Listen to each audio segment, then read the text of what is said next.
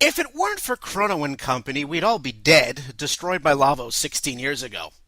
Chrono Trigger is one of those games that is absolutely required playing, no matter how old you are, no matter how much gaming experience you have. A classic JRPG, its story, its characters, and its music make this one of the best video games of all time. Released on the Super Nintendo nearly 3 weeks before the US launch of the PlayStation, it has gained new fans in later re-releases, most recently for the DS. So on this episode, we reminisce and we chat about our memories as we celebrate the 20th anniversary of Chrono Trigger, next on Downloadable Content.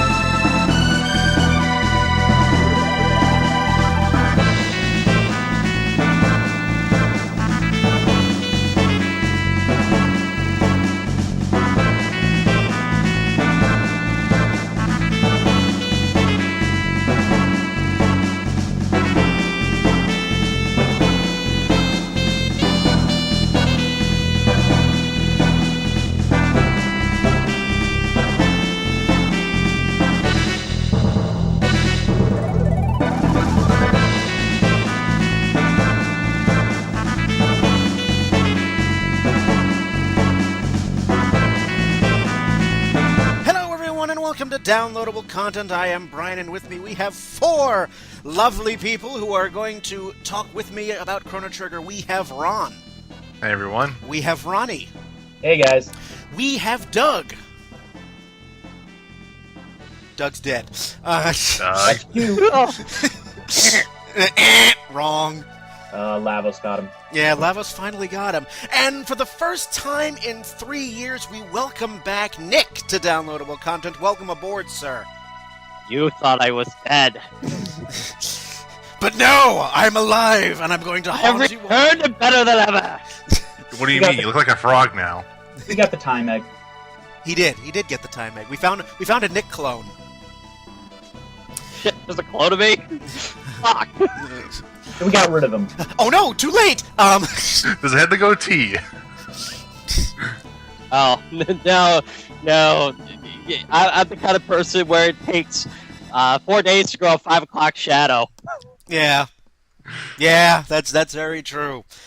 So, we are going to talk about Chrono Trigger on this episode, but before we dive into what is probably going to be a very, very lengthy discussion, let's get the plugs out of the way. You can get downloadable content, all episodes, on iTunes, YouTube, and Stitcher. You can also get in touch with us a variety of ways. At Facebook.com/DLContent, at Twitter at DLContent, on Tumblr, DLCpodcast.tumblr.com, and of course we have email, DLContent1@gmail.com. So we have all of the different ways to get downloadable content into your ears. Take that as you will, gentlemen. And anyone else out there listening.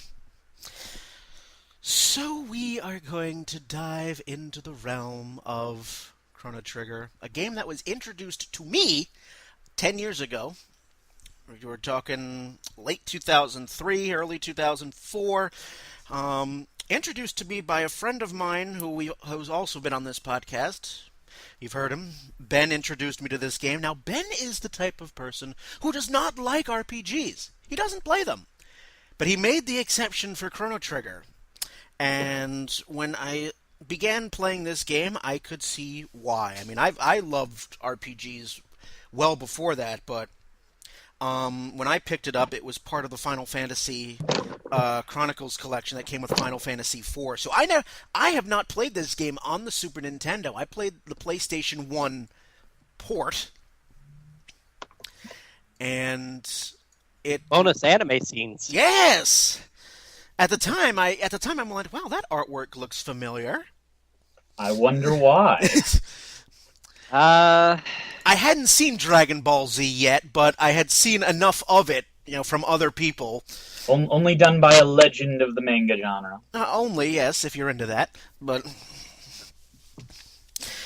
and then You played the Dragon Quest games before Chrono Trigger, right? I may have played Dragon Quest 8 by that point. So yes, I was familiar with the art. No, Dragon Quest VIII was out in 2005, So there we go. So no, I hadn't. I had not. All right. I had not been introduced to Dragon Quest yet. That's all right. But I had to put this game down because my friend Ben, who loved this game so much, was playing the role of side seat gamer. And He does that. he was playing the role of side seat gamer to the point where he was telling me, go here, open the, there's a chest over there, do that, do this, and I actually got up and shut the console off and kicked him out of my dorm room. And I was like, no, I'm done. I'm going to enjoy this game my way. I'm not going to have somebody dictate to me the course of play. Thank you. And what I found was that I fell in love with some of these characters, most especially Frog. Well, who didn't? I mean, he was my favorite character of the entire game. I mean, Chrono doesn't say a damn word. Yay, silent protagonist. Silent protagonist of the 90s. What do you expect? Basically, I mean, even Just don't stick him in a room with Link. I think he's the most classic of the silent protagonists, and to me, maybe Cloud beats him. Well, Cloud's not silent. Was You about said- to say, In my mind, he is. We just wish he would, because sometimes he gets a little whiny. I'm sorry, that's an inside joke. I should. Sorry. yeah, well, No, I mean, I think part of the reason, though, that Chrono Trigger works so well, especially with the silent protagonist, especially, is we all kind of project our personality onto Chrono, and I think it's like other games, like like Zelda games and stuff, especially some of the later ones with Link.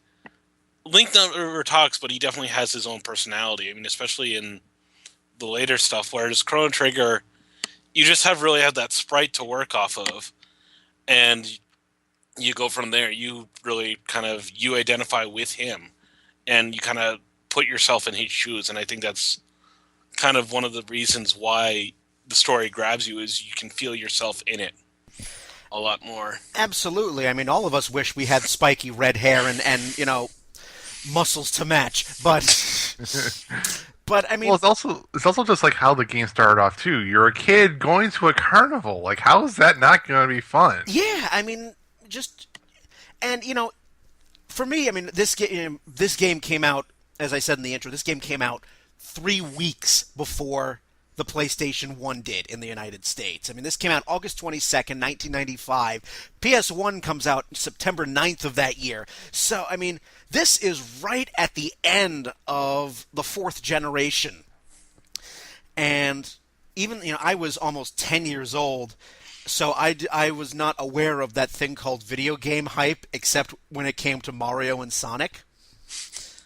So, I mean, I've already said I never played the Super Nintendo original.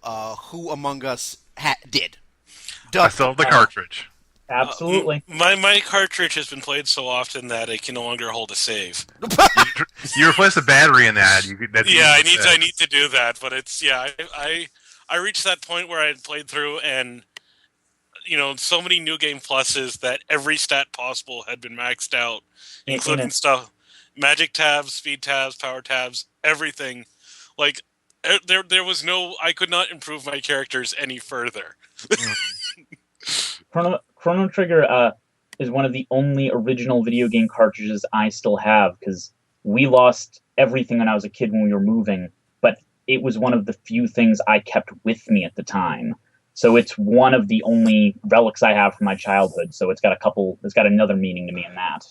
Oh wow! All right, so again, I'm the odd one out here. Make that 2.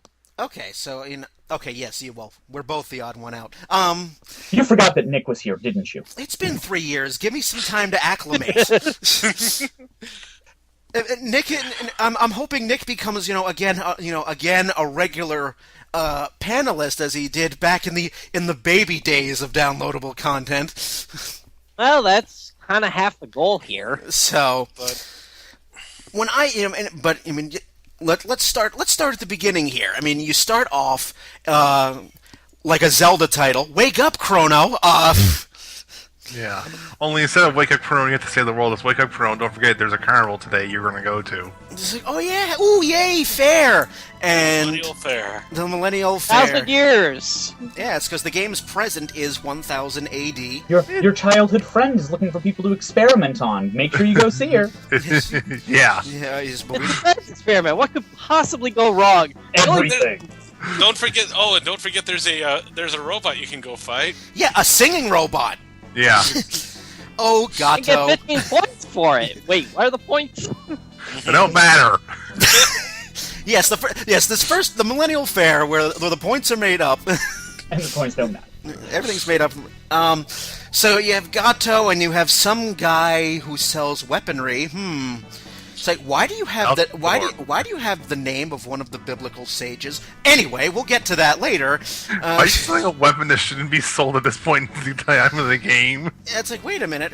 It's like, okay, I can buy this blade, this blade, this blade. This blade costs more money than God. Why? I love the fact that they seeded him they seeded so many things so early in the game. Yes. Yeah. And a lot of RPGs, like, oh, you finish this town, you move on. You finish this town, you move on. You never, like... Go back. Yeah, exactly. Well, you don't go back, and you also don't have characters that connect forward. Mhm. Yeah. So, Foreshadowing.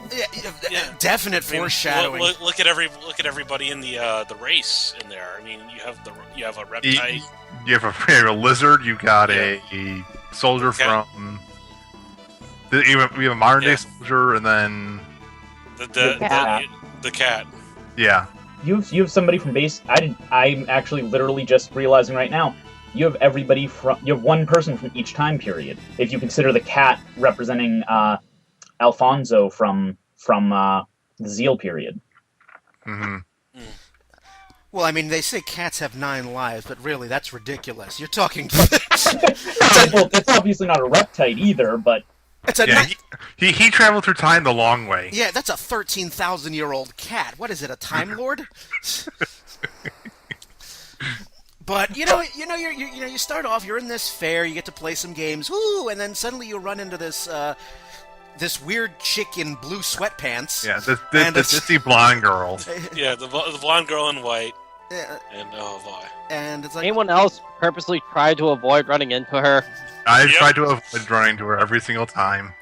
You actually can't avoid her. you can't. It's a plot point. Haha. No, you can avoid her. Magnetic attraction. you can avoid Yeah, it, but nothing you happens. can't avoid her, but to progress the plot, you have to run into her. Yeah, you have to. Suddenly, it's love. Yep. It's love at first pixel, and It's a meet cute.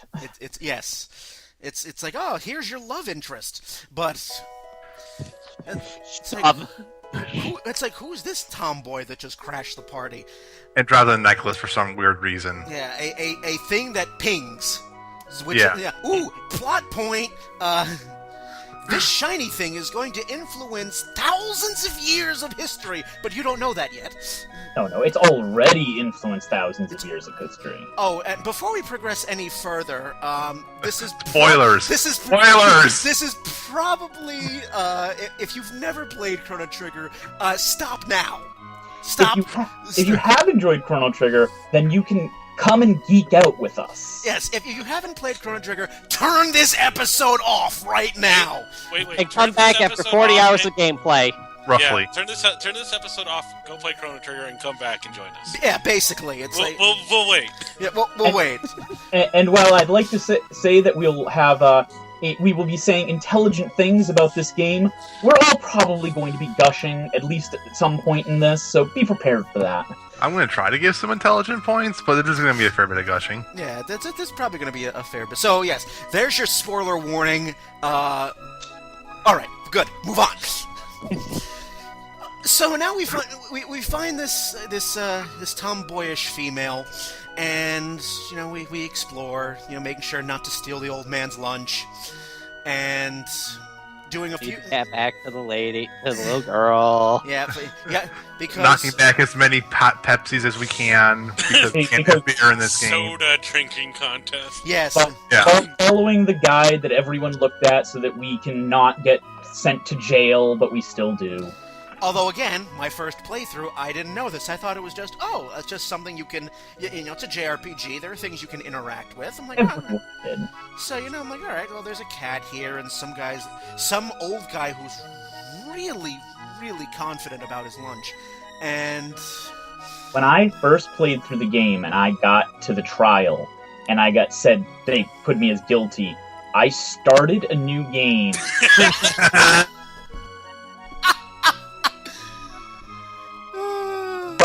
You have that extra information, and you still want to do everything perfectly.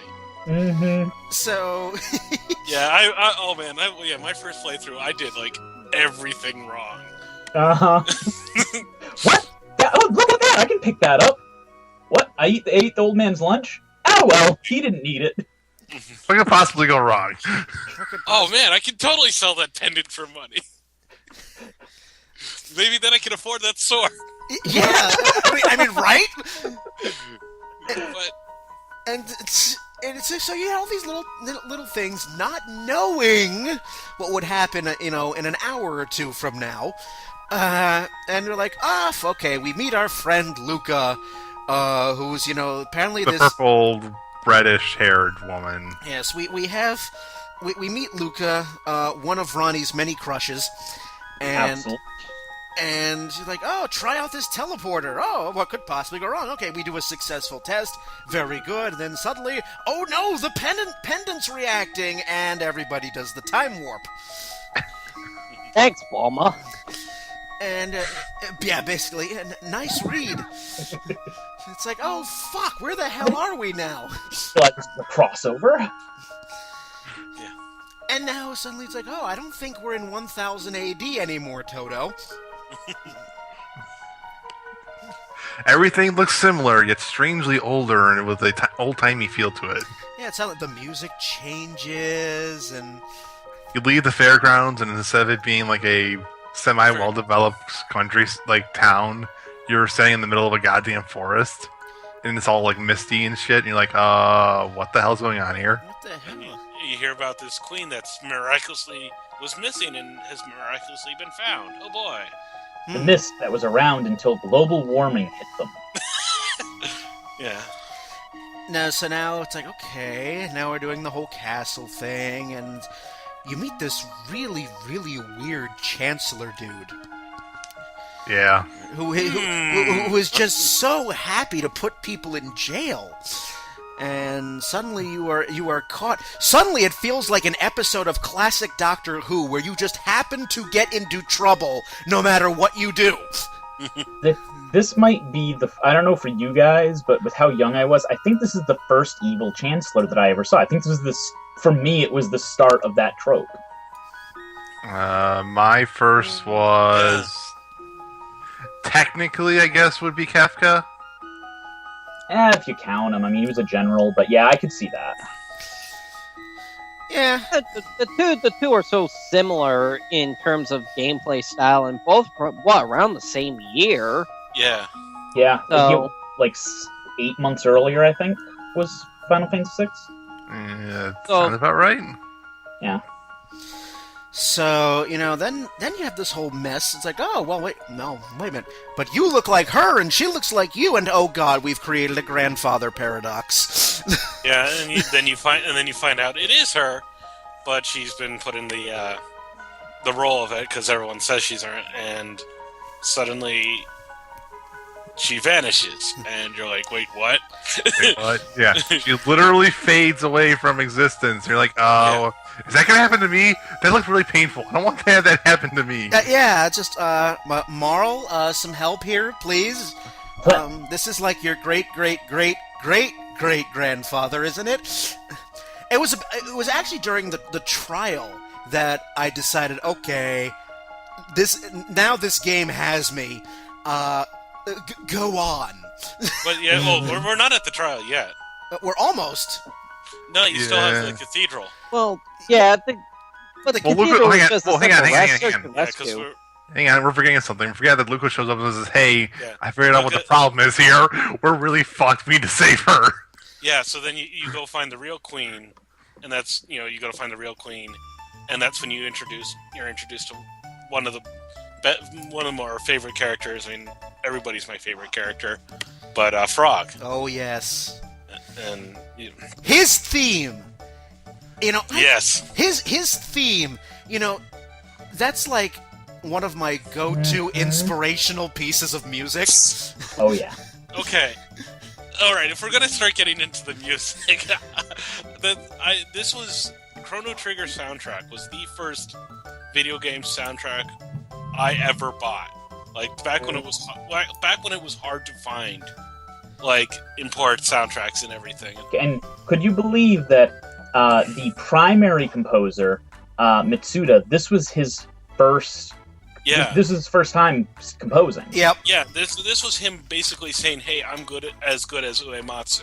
I only got one shot. Better make it count. Uematsu did 2 tracks for the soundtrack. One of them never actually made it onto the game. Well, Uematsu did a little bit more than that. He did 2 tracks for the soundtrack. What happened was Mitsuda got stomach ulcers from working 23 out of 24 hours a day. Oopsies. And he and Uematsu were friends. Uematsu's the one who got him the job there, and he was doing sound development before this. But when Mitsuda ended up going to the hospital with stomach ulcers, Uematsu compiled the soundtracks and finished the last 2. Uematsu is not credited in the game, so. But I mean, yeah, like I said, this is the game that like made me realize like how good music in a video game could be and how much it could matter. Oh yeah, one of the reasons I think that was Mitsuda, the person who did the music. He was personal friends with the director, and when they would commission a piece of music and they would tell a general feel, that's generally all they would normally get. He would call his friend, who was the director, and he would get the script for that. He would find out what's supposed to happen, what they were trying to invoke. Yeah. So he was trying to make it more of a holistic design, where it all flowed together. Yeah, and you definitely have those moments. I mean, one of my ringtones on my phone is Robo's theme. You want to rickroll everyone. When I get a text message, it's the same tone that when you pick up a power tab, and like for me, like the ultimate soundtrack moment. And I mean, I realize we're getting a little bit away from the plot. For me, the ultimate soundtrack moment was the first time I heard Magus's theme when you go to fight him, and it's just you're playing this as a kid, and all of a sudden it's like, oh, shit just got real. Yeah, and it's one of those. This is going to be awesome moments. Yeah, because the regular boss music in the game it's great, but it's fast paced, it's bouncy, we're moving quickly. The ATB bar is going, moves are flying, but then you get to Magus, however the fuck you pronounce it, and you suddenly it's like what the Super Nintendo is trying to pass for an organ. And you hear those chords, and you're like, "Oh fuck!" You hear the little old droll names, like yeah. And when you're in his castle, you could hear what sounds like cackling, and it's like, well, are we all healed? Yeah. We're gonna need it. Do we have some revives? We're gonna need every bit of them, and then some in about 5 minutes. Yeah. So, but to get back to where we were, back in 680. Back in 600.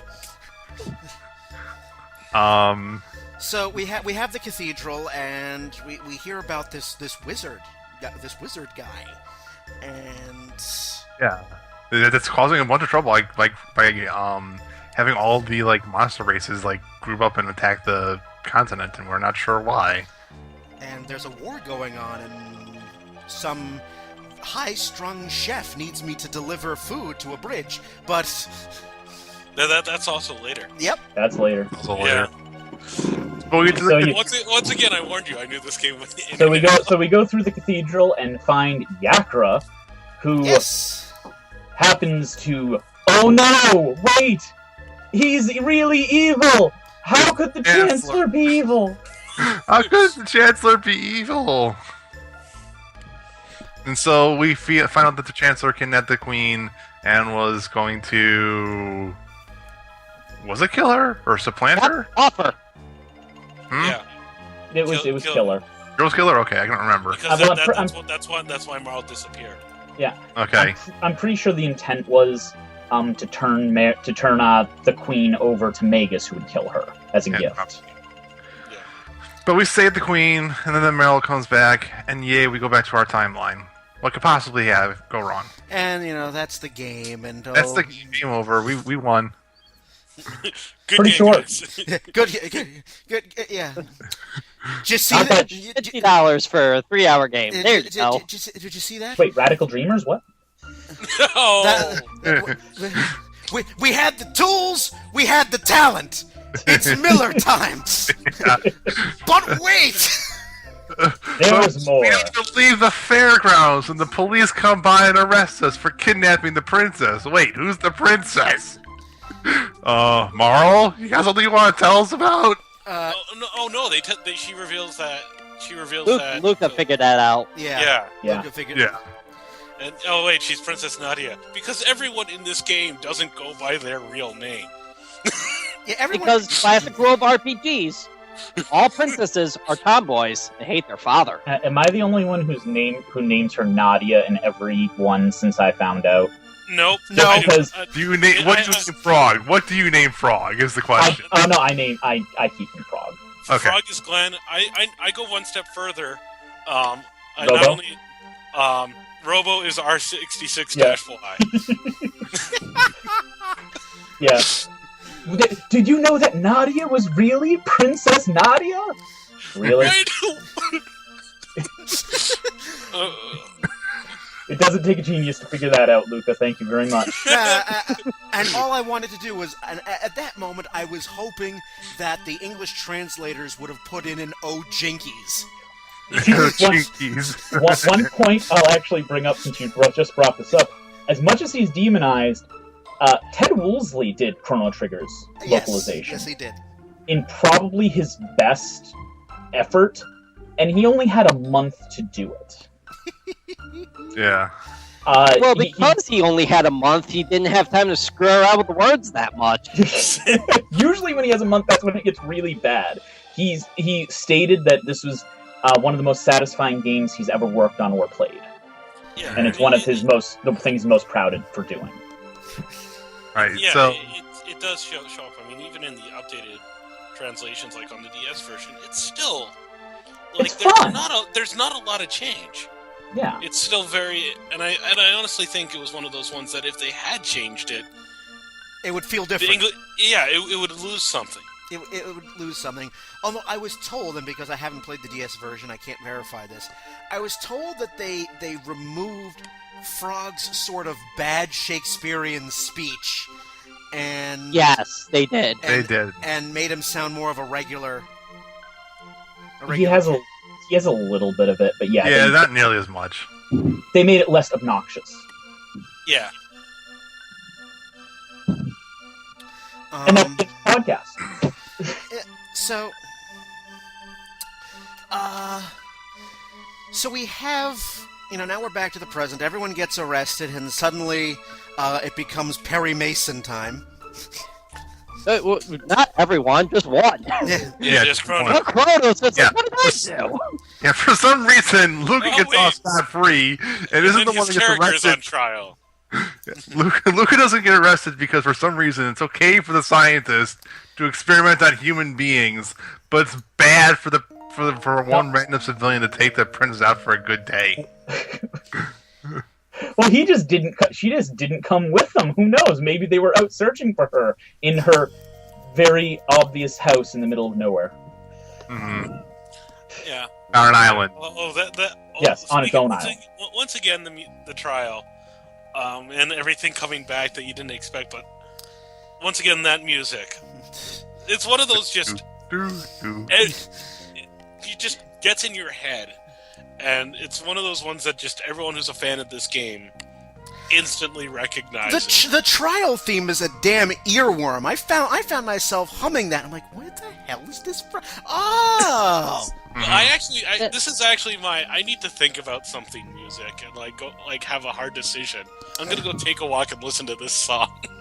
That really is one of the interesting things about the Chrono Trigger soundtrack in general. Is a lot of I would not count any of the tracks in any of my personal video game top 10 anything, but the entire soundtrack, start to finish, was just so good. When I watched a couple guys online through YouTube, and specifically for video game music, and just almost every single piece of Chrono Trigger, if not every single piece, is just masterfully done. Oh, it's amazing. I think the best way to describe it would be everything is memorable. Like, they said, that he'd get the scenes and stuff. Right. The minute you hear that soundtrack, you instantly think of a certain scene. We mentioned Magus's theme. You instantly are right at that moment, and things like that. Yeah, and the music fit the theme, which is so important to a video game, of having that happen. And now that I know that reason, it's like, oh yeah, well now it makes sense that if he knows what the scene is, hey, make this, and it fits extremely well. And that's why virtually the entire soundtrack, if not the entire soundtrack, is just top notch. I don't think it could have been done if it wasn't for the knowledge that he had there, because to make them associate the scenes so strongly, he had to know what he was writing to, which to now that makes why wouldn't you let the person making the music know what this is going to? But back then, when they were trying to when video games in Japan were still seen as more of a kid's thing, and they're working on these really tight deadlines, sometimes you wouldn't even have the completed script when they were already starting to get the music.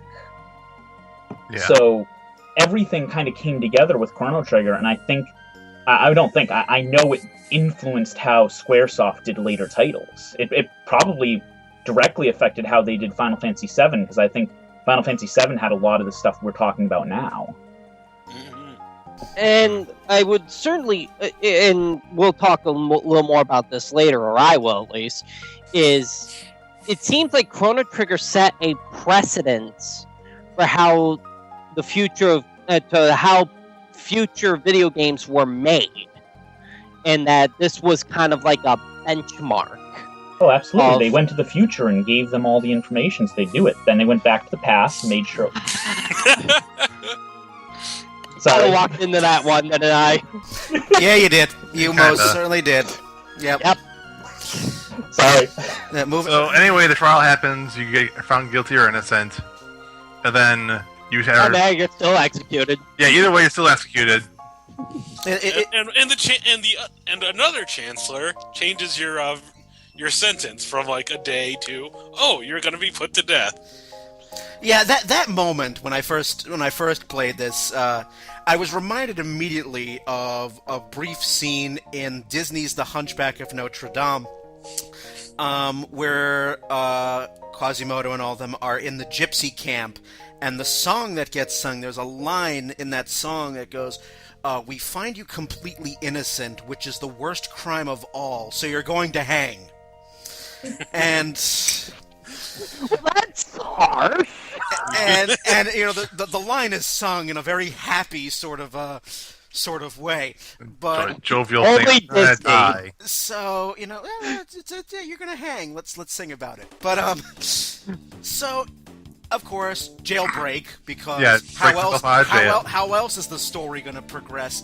Although the best part about that is like there's multiple ways you can do that. Like yes. You can fight your way out, or you can sneak your way out, and that's one of the things I loved about that. Well, that was the thing. It always gave you options. That's the thing. That's the thing. I mean, the battles. I mean, there are places where you have no choice. Enemies pop out, and surprise. But there are other places you can see them on the field, and you can avoid them if I don't or understand trick why them that. into running away down the hall or something. I don't understand why that didn't become the standard for most RPGs, at least most ones that don't have a world map. But there's only been a couple games ever, really, that did that. Yeah, enemies on the overworld? Enemies you that never- you can avoid. Yeah, I mean, On older systems, it was due Earthbound? to memory constraints. In newer systems, it's due to laziness and not wanting to program AI. I mean, Earthbound used it. In the more modern area, The World Ends With You used it. Super Mario RPG did it. Yep, Super Mario RPG, those series. All the ones that came from it inspired the Paper Marios have it. But, like, really, when you look at, like, the grand scheme of RPGs, they didn't. But yeah, and I think a lot of it for Chrono Trigger, it's once again, it's one of the things that makes this game so replayable.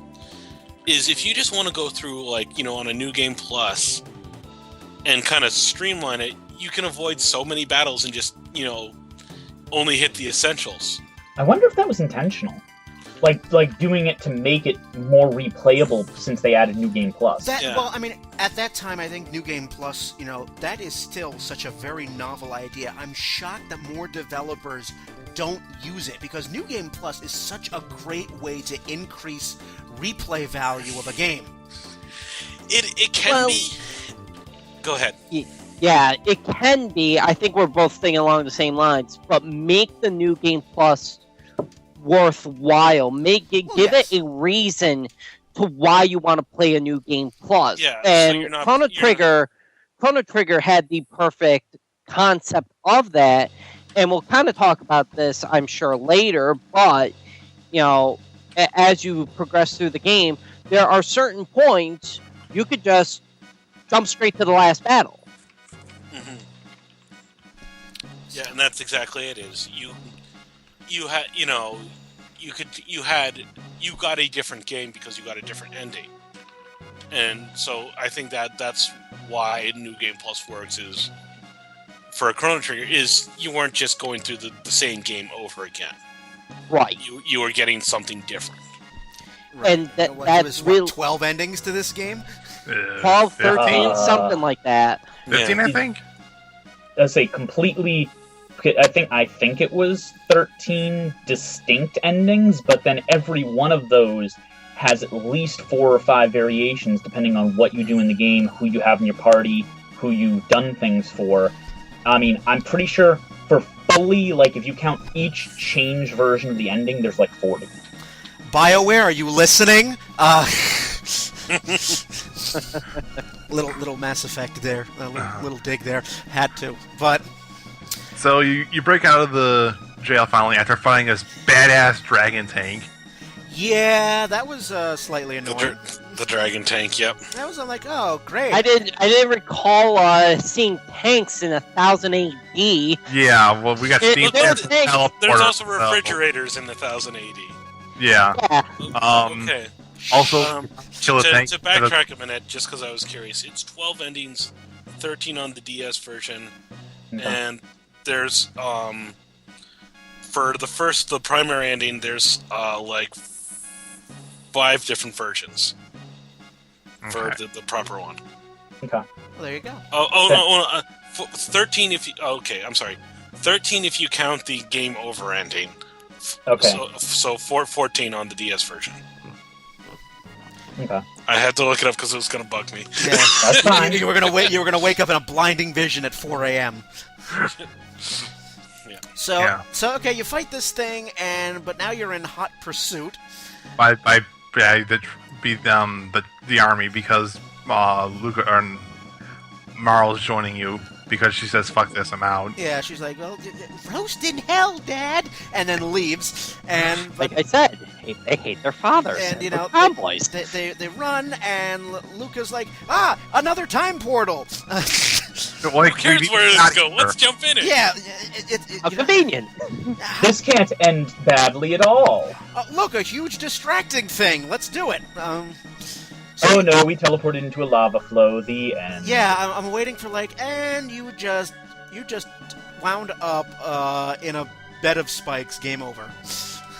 You can throw a rock or something through first and pull it back through. Make sure it made it okay. Well, they were still in hot pursuit, so... I know. Hot pursuit, where you get to there, they block it off, and then you can stand there as long as you want as they stare at you. Yeah. Mm-hmm. Yep. Because they're ordered to guard this post, and they're guarding the post, goddamn you. Yeah, the actual literal post. So suddenly we teleport, and now we're like, whoa, now ruin? The ocean looks like sludge. Staying outside long enough hurts you. Is it nuclear winter? It's that global warming I talked about earlier. Yeah. And I'm like, whoa, what the hell happened? Did the Republicans decimate the planet finally? A giant space fleet did it. So you begin exploring these various biodomes, or what's left of them, fighting mutants and ghosts and robots along the way. Giant guardian robots. You do. Yep. You find the occasional person. Yeah, the occasional person who has like no soul, no will to live. But you go down they and barely have. They barely have any food, but they have the Enertron. Yeah. Restores your HP and MP. But you're everyone still hungry. You're still hungry. And they got rid of that in the DS version. What the hell? Did they? What? Yeah. I didn't think they did. They changed the line. I think it was, if I recall correctly, you're still as hungry as before, or or something along those lines. I forget the wording, but I mean the premise behind the line is still the same. It's still the same, but it's like, oh, and now we're going through, and... But you give them hope. You give them seeds. Yes, you give them seeds. They all have images of Barack Obama on them. There is hope. There is hope. There is hope, and... How am I going to plant those seeds in, like, the nuclear winter outside? I've never been sure about that. There's a Care Bear off camera. Not sure if that helps. So then, and I remember I'm going through this like nuclear winter, and suddenly it's like, okay, I have to get from one part of the map to the other, and here's some guy from Mad Max challenging me to a bike race. Yeah, a robot that's like a cat on the top half and like a biker on the bottom half. It's the predecessor to Kate Sith, but yeah, basically. I'm like, okay, so now I have to play this. Now I have to play this like Road Rash style mini game. Mm-hmm. Or you could walk across. You could walk the long way. Shoehorn to mode 7. Gotta love it. Yeah. I don't think you could walk across the first time. Yeah. I think you could. You absolutely could. It's very difficult. Yeah, you can do it. It's just extremely long and difficult. It's if you just don't try and activate the bike. No, you can absolutely walk across. It's just that all the stuff is higher level than you should be right now. Yeah, it's okay. 10 levels above what you should be. You can kill them, but like the cost-benefit analysis here is definitely favoring the bike ride. Okay, I thought the bike ride was mandatory the first time. And the area is definitely doable.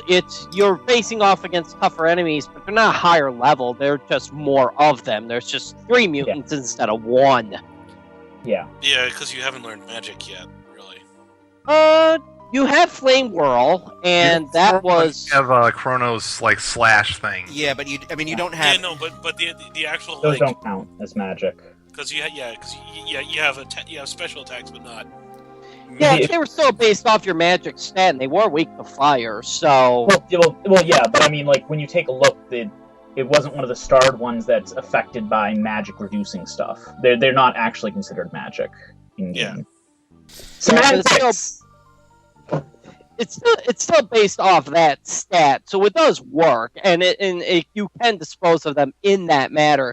Yes, it is totally doable, but the bike sequence is still probably the better way to go about it if you just want to avoid the encounters.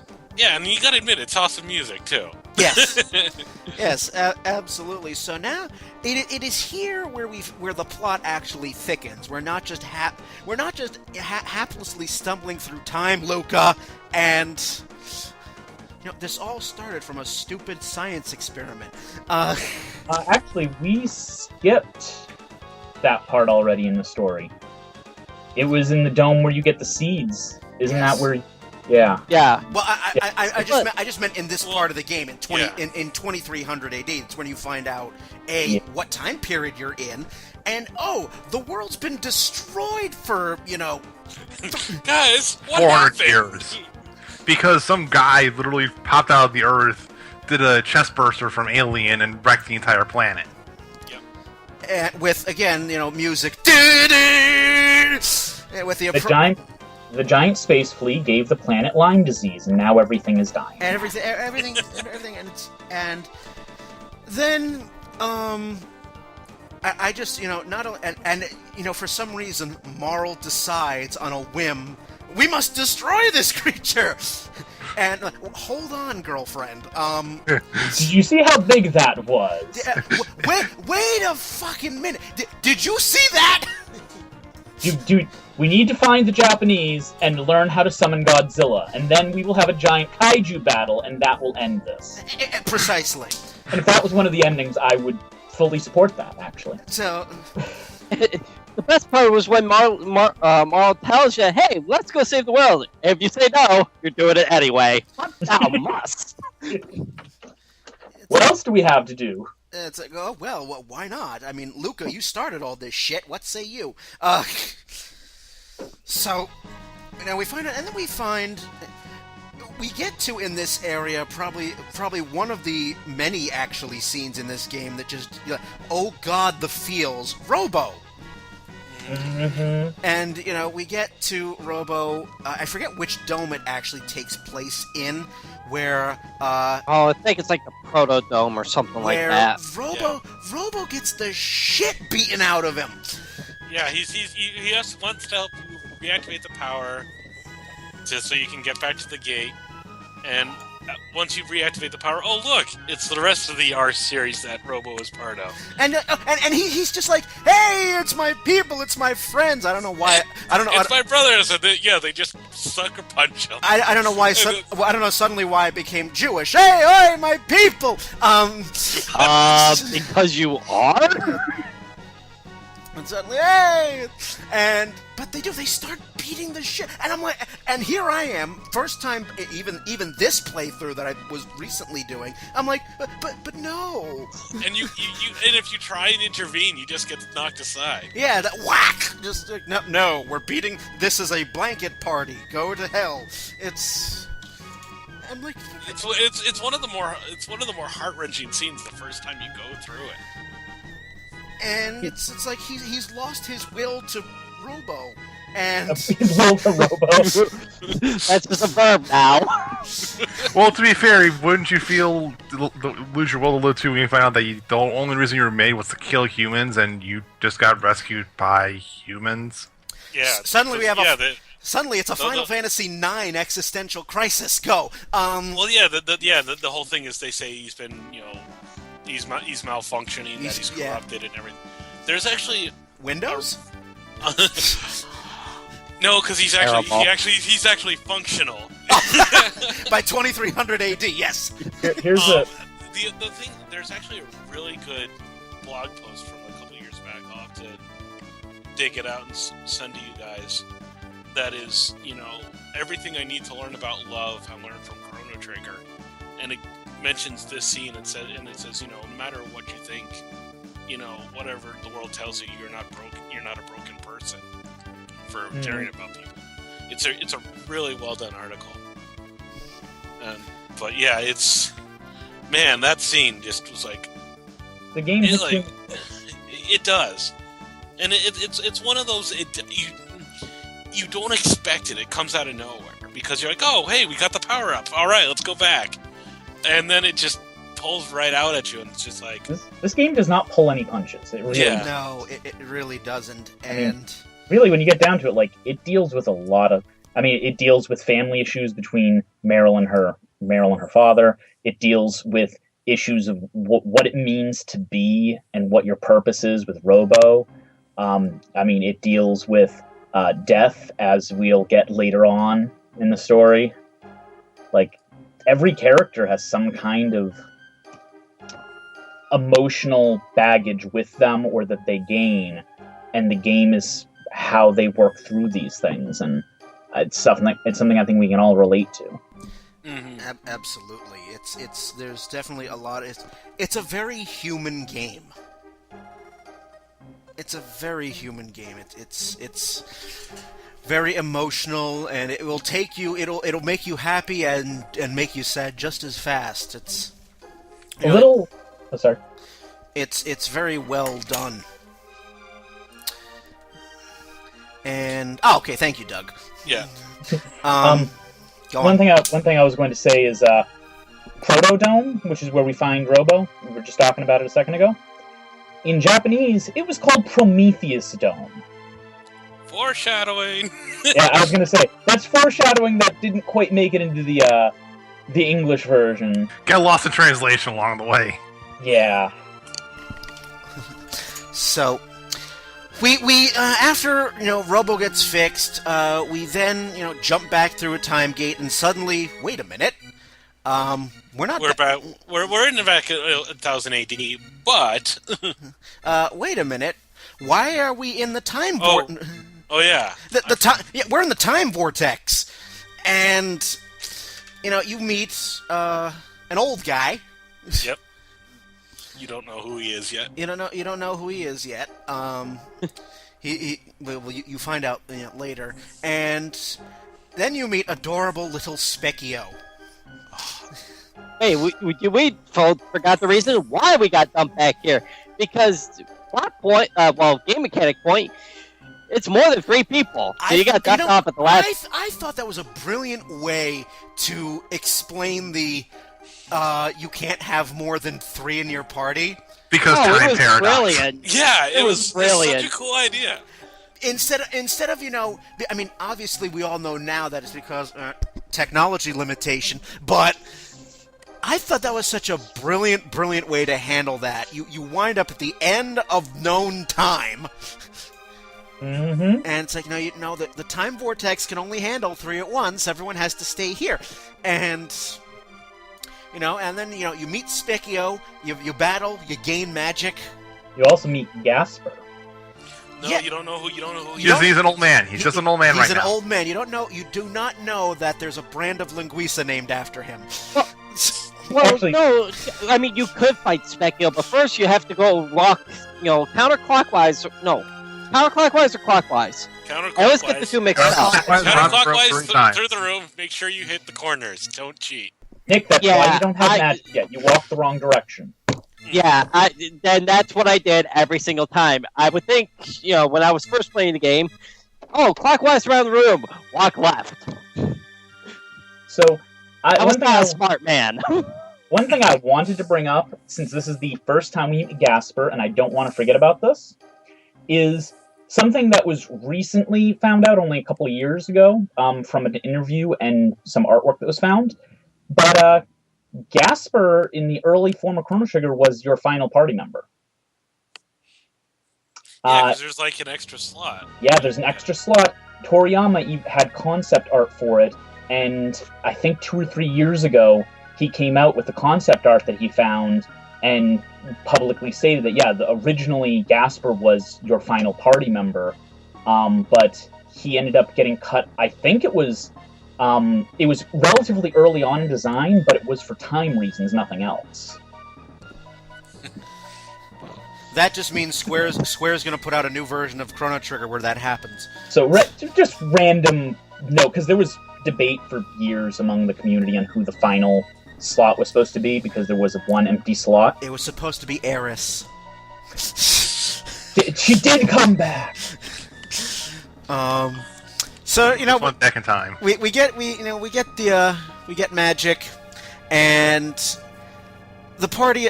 Where do they go back from there? Did they go back to prehistoric era at this point? No, they have to go to 1000 AD. Find out that Magus is the one causing all the bullshit in 600 AD. Yeah. And then you go to 600 AD. Yeah, you go through the Mystics town. Right. Yep, that's it. And that's where you meet Melchior again. Yeah, you find Melchior, and you find out that Magus is the one who created Lavos, or so you think. So you think. It's like, wait a minute. Like, okay, so we got to go back to 1000 AD and 600. stop them there, or 600, yeah. And you meet Melchior, you go, at his shop near the Medina village, and you go back to town, and you're like, okay, time to go back to 1000 AD. And alright, so hey, look, they're finally making their final push against Magus. And from there, it's, okay, hey, look, the legendary heroes appeared. This is awesome. Now we can go fight Magus. Link? And then, wait, it's a little kid and he got scared. Aww. Because some drunk asshole gave him the medallion that said he was the hero. Yeah, because Frog was getting drunk. He only had one of the three. He needs the other two medallions of virtue. Yes, that is. Those were pendants, not medallions. Medallions were the sages. Point taken. But yeah, pedantic plot point brought to you by Nick. But yeah, Nick, you find the kid. The kid gives you the badge after, and you find, oh look, part of the necessary weapon that's going to beat Magus, part of the Masamune, and you find out Frog has the other part and it's broken, but it needs to be fixed, which brings you right back to Melchior the Swordsmith. It was like, I know this game way too well. Yeah. I apologize. And after you bring it to Melchior says the only way to fix this sword is to get this rare stone that doesn't even exist anymore. There's no way in hell we could possibly get it.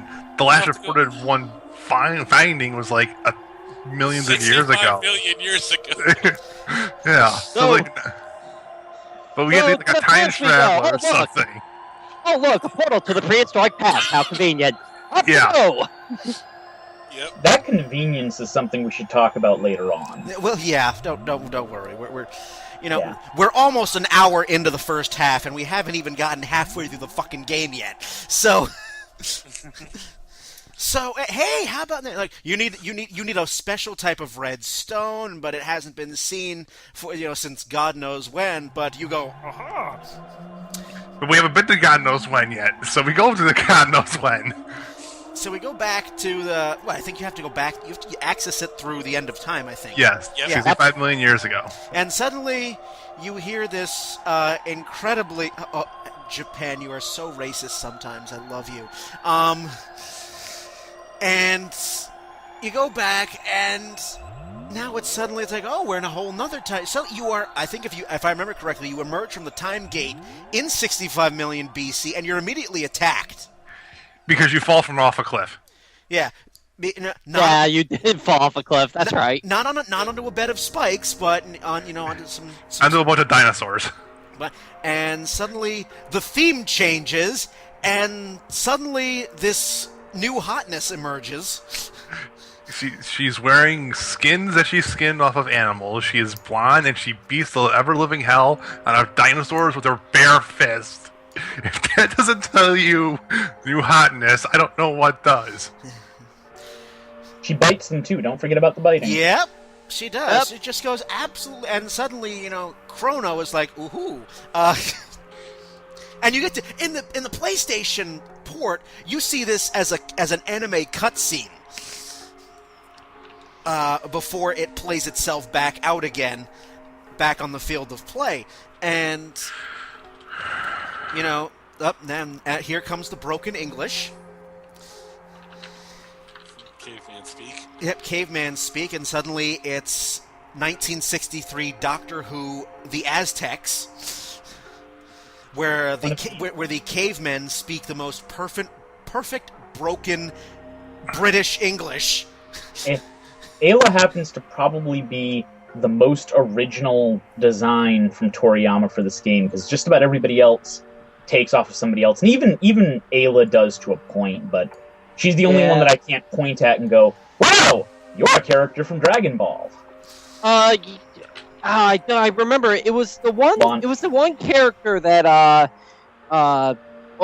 completely changed character when her mood changed. Launch. It was from Launch. I just said her name. Thanks. Thank you. And we find that her clan is basically at war or open conflict with these reptiles, And so, hey, guess what we have to do? Party. Guess what we have to do? And oh, by the way, Commits genocide. yes. Oh, by the way, she's in possession of this special Dreamstone. this special stone that some guy 65 million years in the future said was impossible to get. So. And so we get the stone by beating her in a soup eating contest? Yes! No, you beat her in the soup eating contest, then you pass out. Yeah. Yeah. So obviously it's alcoholic soup. Which might be which actually the thing about it might be a better idea than I think it should be. Food coma. Okay, so that raises a few questions. One, how do you ferment soup? And two, should you really be drinking that? You don't know how they made a process of 65 million BC. Your 1000 AD bodies probably cannot handle this. Nick, that's all right. Don't worry, Chrono brought back super viruses, and everyone's going to die, and the future will never exist. Meanwhile, off in a hut somewhere, H.G. Wells is going, "That's a good one." So we wake up in the morning, find out, oh no, our key to open up the portals has been stolen. We need to go get it. Jinkies! Yeah, it is Luca who finds it out. Might as well be said by freaking Velma. And it's like, okay, now we have to go into the forest. Go fight the reptiles. Fight the reptiles, and it is once again after you do all that cat, get the fuck off the table. You I get a don't cat. remember that part. I was saying there actually is a cat back then too, which is another running joke throughout the series. Yeah. Yes. Cat that show up randomly and The new and the cat are in every era. Yes. Yes, they are. And I want to have 18 cats by the end of the game. Let's go get some cat food. they'll get some cat food. And I think it is here where we find out the actual origin of Lavos. No, not yet. Not yet. Why did I think it? No. It's the second time you go to 65. I thought it was. You go to the reptiles like little hideout in the Yeah, forest. I remember that. And Azala, who until the updated translation, I did not realize was female because they fixed the pronouns. Didn't know that. Yeah. But she's looking at the key and it's like, oh, how did these primitive apes make something so technical? And then it's like, oh, well, go fight, typical boss thing of, oh, well, go fight my pet. Oh, you beat my pet. Okay, here you go. I'm gonna run away scared. You don't find out about Lavos' origin until I thought it was. Yeah, no. I thought it was the first time through. So you get the gate key back. You go back to your home time. The Masamune gets prepared, and then you go back to 600 AD. But you have to fight to get the Masamune. No, but we already have it at that point. Yeah, that's when you got the badge and stuff. You'd already gotten the half. Yeah, I was gonna say. Yeah, I'm like that was. If you were under leveled for that battle, oh boy. Oh yeah, that was a rough one when you fought Masamune. Because you're like, oh, first part. Oh, this is a breeze. This is a fucking breeze, and they go, oh. And then it's the giant muscly form. You're like, oh crap. In World of Warcraft, we call that a gear check. This is the enemy to make sure you're at the right level to play. Yep. And then people found out, oh look, you can catch them in an infinite loop and make this really, really easy. Well, yes, but so we get the sword, and Frog is no longer in a pile of misery. Yeah, he rises. And it's one of the cool parts. It's like he kind of rises to his destiny. He accepts that this is his job, and you find out his backstory, like how he got turned into a frog. Yeah. I love seeing that little backstory part with him and Cyrus, where he's the better swordsman, but he just doesn't have the heart. Yeah, he has that line. Is like, I think I'd really lose it if I actually had to kill somebody. And it's just like, oh, it just makes you want to. Frog just makes you want to go give him a hug, even though he's a frog. Mm-hmm. And that's. But it's once again, it's these characters have so much depth to them. Like you understand his pain. Like you can relate to it. You've all had that moment where you feel like you don't you feel like the person that you've admired in life is just kind of has gone for whatever reason, and you don't know how to move forward. And Well, I mean, it's even worse in Frog's case because that was the role he should have had, and his friend died because he never stepped up. yeah, And I mean, that's gotta. Yeah, he's carrying this guilt for the entire game, just about. And Well, I think he gets rid of a lot of the guilt when he beats Magus, and I think the last is involved with he Magus gets later. It's a mix of going to Magus and when he opens the mountain pass to Lair. Yeah. Because it has that whole dramatic moment of sticking the sword and he grabs it and the beam shoots out and he's And declares lots who of he- He-Man goes through your head. Yeah, his theme song starts playing. Yeah. I think His theme starts playing, and that. I realize why he has this theme song. Yeah, it's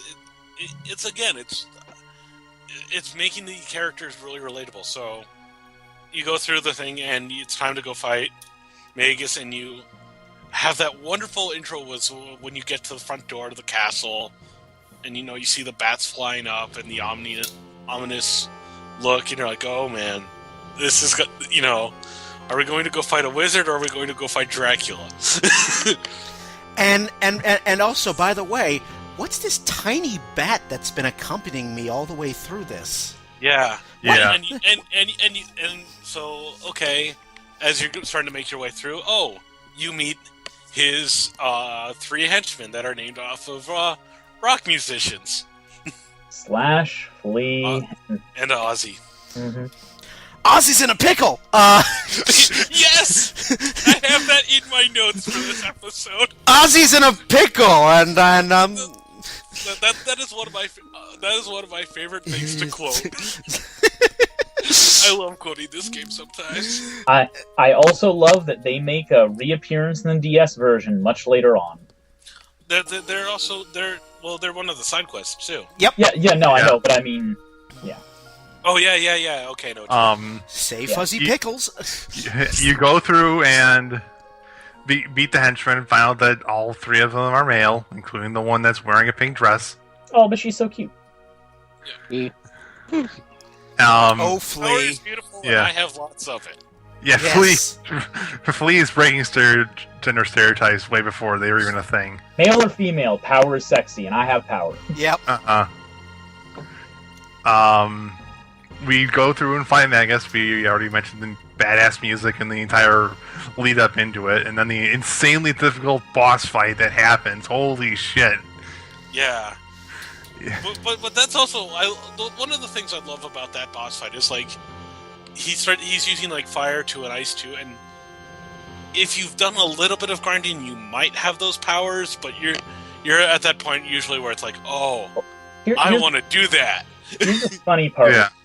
I had so much trouble beating Maza and Mune and having to level up there that when I got to Magus, I freaking stomped him. Well, like the only person in your party that probably would have like any of the 2 spells is going to be Chrono because he's been in the party the entire time, Yeah. and like everyone else is like. I think what the recommended party is it's Frog, Luca, and Chrono. I think Luca might, because I think she gets fire 2 before Chrono gets lightning 2. Yeah, but yeah, that's the recommended because you get water, a water, a fire, and a lightning, and that way you can basically fight whatever barrier. So, but yeah, and then you beat Magus, and he's like, and he's like telling, he's summoning Lavos, and it's like, don't wake up right now, and you're like, wake up? We thought you made him. Yeah, and it's a very quick line too, because at that point, all hell is breaking loose. By the way, just because I will hate myself for being wrong, I just looked it up. Luca will get hers before Chrono, but it's actually one of her later spells. It's just that she requires a lot less tech points to go up in abilities. Gotcha. So all hell, Okay. and you're like, and then you're like, wait a minute, wake up. Something tells me we've got some more plot points to go through. Yeah. And then we go through and find out that Go ahead. The ritual that he was doing for all these years was just to build up enough magical energy so he could summon and fight Lavos. Whoopsies. And you're wondering, and when I was going through this the first time, I'm like, wait a minute, what's your beef with Lavos? Yep. And we'll get to that. But the thing, we were talking about quotes and stuff. We mentioned Ozzy's in a pickle. One of my favorites, and it's once again one of those, this is going to be awesome moments, is, the initiation to when you start to fight Magus of giving your best shot if you're prepared for the void. And it's just like, this is, it's I always love when a boss fight just kicks off right into full gear and you're just like, this is going to be so cool. It's like, bring it. The lead up into the fight is going through this guy's castle, beating up every single instrument he has, and then he basically just lays out the red carpet for you. Only it's like a purple, the blue flames, blue flames. Yeah. And then he looks at he's almost looking at his watch. He's like, "Yeah, I got time for this." Flicks around with his cape, pulls out a scythe, and says, "Let's go, bitches." That whole part was so cinematic. Yeah. It didn't feel like it was out of a video game. That's what it felt. Exactly. That's. Yeah, it got you into it. I mean, I love when a video game really just sucks you in, especially at a good boss fight. It's so much later, but I always point to Final Fantasy X. Spoilers, massive spoilers, when you go to fight Jecht. And over the Otherworld starts playing, and you're just like, this has got to be awesome. I'm a sucker for that moment. And Chrono Trigger has so many of these moments. It's basically Chrono Trigger is amazing moments, and then you walk to the next town. That's the entire game. I think what helps it, at least from the musical standpoint, for Magus and even for Jack, going to Final Fantasy X, and for pretty much any other game that seems to do this, the boss music actually starts to play before you actually get into the fight. It kind of builds up to it, so it does kind of set that tone really well. And the fact that it is a pretty darn good music just helps accent the importance of that boss fight. Talking about from what we were saying earlier about the character's tragedies, Robo might be a little worse, but really when we get farther along, Magus probably has one of the hardest backstories out of everyone. He, even before you get to him, I wouldn't say rose above it, because he waged war upon an entire race of people, but still, he managed to he managed to keep going and get to where he is. Yeah. We'll get to that, because that is a big part. Hi, Tanya. Hello. Welcome, Tanya. Hi. I'm sorry I'm so late. That's just typical you. I had double interviews to do with a couple of applicants, so. Yeah. Oh yes, I know you do lead a very busy life, so. I do, unfortunately. It's the life of a busy executive. So now that we have gone an hour and 15 minutes, and we haven't even gotten halfway through the fucking game yet. Really? Wow. We're about halfway. We're about halfway, actually. I'm not surprised, because I knew this was going to happen. So you just killed Magus. Oh, okay. Or so you think. We just battled Magus. So the last thing I think, the last plot point we'll talk about before I have to actually add an intermission is the immediate plot after that battle, because all hell breaks loose. You just realized, wait a minute, you didn't create Lavos? Then who did? ... And so we jump back into racist prehistoric. 12,000 BC. No, not no, yet. we go 65 million. 65 million BC. We go back to 65 million BC because, hey, guess what? The reptite problem isn't quite done yet. Oh, yes, you're right. Yeah, alright, I'm getting a little ahead of myself. Yeah. Besides, we need to find out where Lavos is from. Yes, we do, because now you're like, wait a minute. He didn't create Lavos, so where the fuck does it... Yes, Don't exactly come up at a store. because that was English. So we find, we go back to 65 million BC, and we battle a lot more reptites. And we finally battle, You know, for as much as the reptites kept talking about how pathetic we were in our technology, you don't see any reptite doing anything smart other than Asla, or use any weapon against you. yeah, didn't you notice that? Yeah, I mean, but you see, the smartest thing you see is when you move to that era again, you get to go to Tyranno Lair. oh yeah. And it looks sophisticated, but that's about it. Yeah, Yeah, well, I assume that was all Asla. they're more advanced than the humans, but not by much. And then we actually have the battle with Asla. And that Black Tyranno. thing. Black Tyranno. The Black Tyranno. Oh, that fight sucked. That Oh. fight. See, it's so. Here's the problem I keep having when we talk about all these tough fights. Is like They're I have all to remind memorable. myself- well, no, I remember them, but I don't remember the first time I played them because I just go through New Game Plus every time. For me, I have to beat him with Chrono, Marl, and Aya because she's required to be there.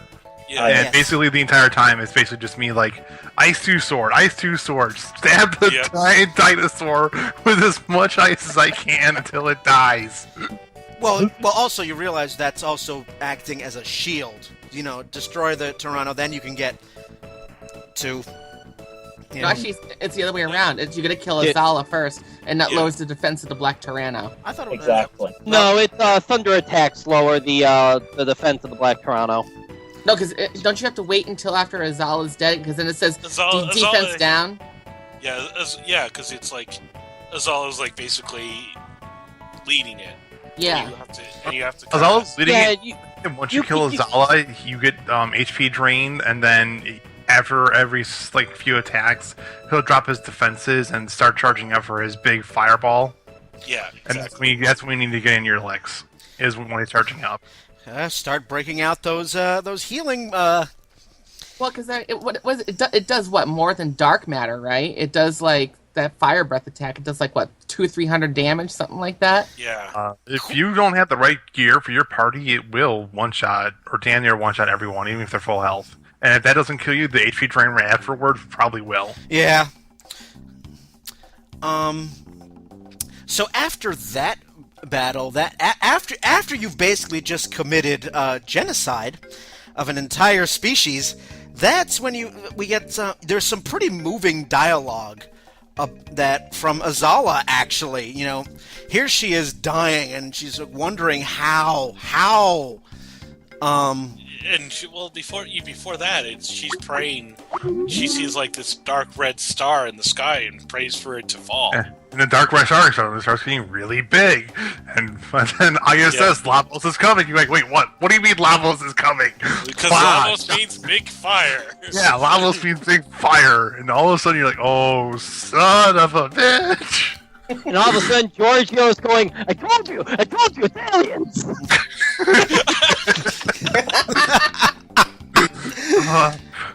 And then you see the intergalactic giant space fleet descend upon the planet, wreck That's the an awesome castle, scene.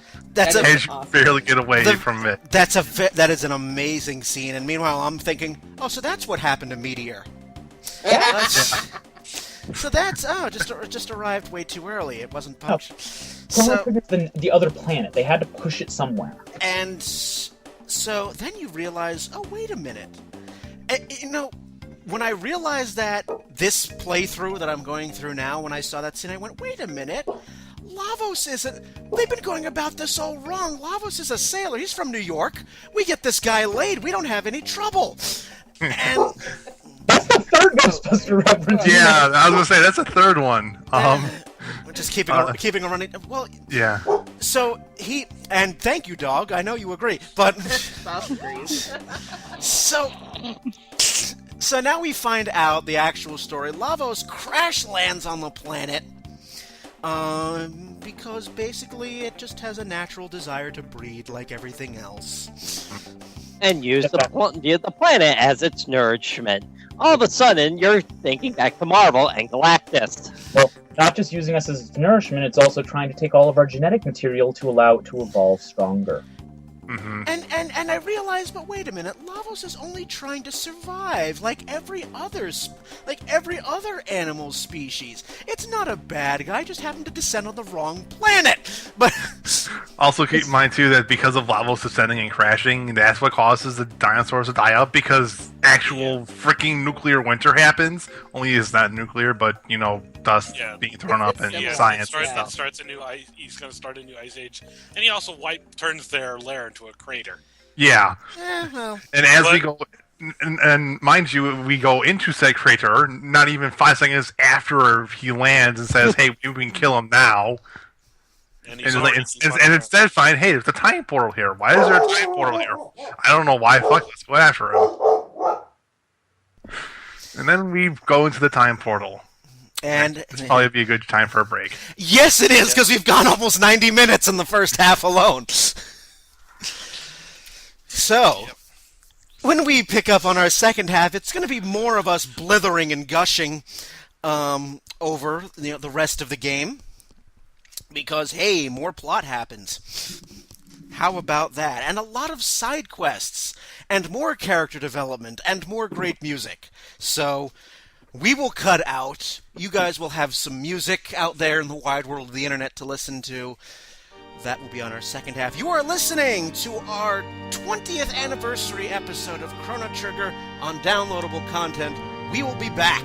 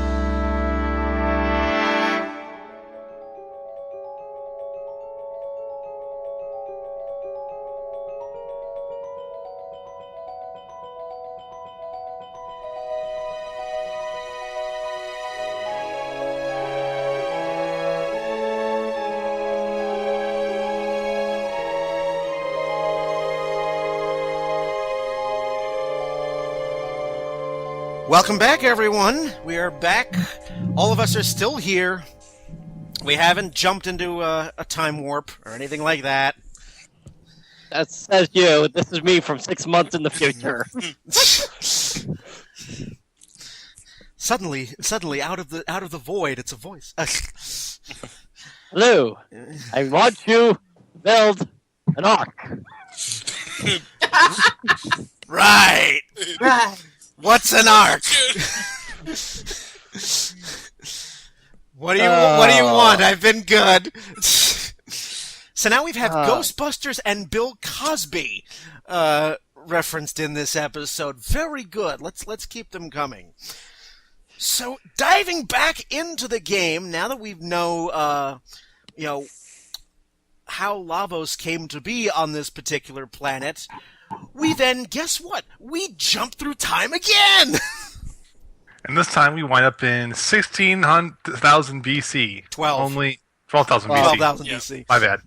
And it's still like an ice wasteland, but there's these weird magical teleporter thingies going on here. And what is this island in the sky?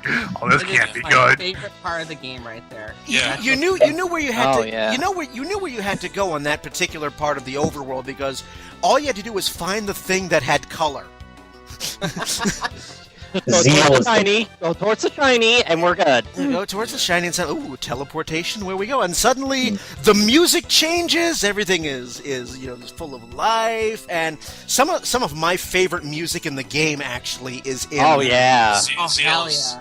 Zeal Kingdom, probably one of the best of the soundtrack in terms of overworld music. Zeal, the floating cities that caused thousands of pages of fan theories. And also your connection to Chrono Cross. But anyway. One of many.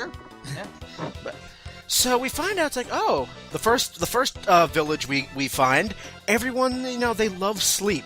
It is a village of my people. I always think of this as basically like Asgard is in Marvel. It's like the hybrid of magic and technology. It's like, oh, we are the enlightened ones, and those are the earthbound ones. We do not speak of those. And we find out, it's this, You find this annoying little bratty kid. Yeah. And his sister. And this purple cat. Alphador. Yes. You find the cat, and it's like, wait a minute, this silver-haired dude. And this kid tells you, oh, one of you's gonna die soon, and you're like, What? That's not creepy at all. It's like, I was like, how do you know this, creepy kid? The Dark Wind told me. What do you mean that? Oh. So something's not right here. Oh, you're not Sephiroth. Black Wind Howl. So I'm like, whoa, wait a minute. Ooh, Omen.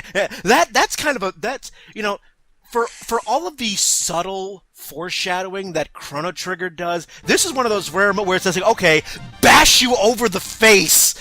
You should know who this is. If you don't, you're an idiot. Right? See, I always looked at that as like, oh, so this was something that, there's other people who know about it. Like, for me, it didn't click right away. Yeah, for this it did. I'm like, I know who you are, Yeah, I knew who that kid because was. Because part of it was just like, there's other people who get it because They're Shala, magically inclined.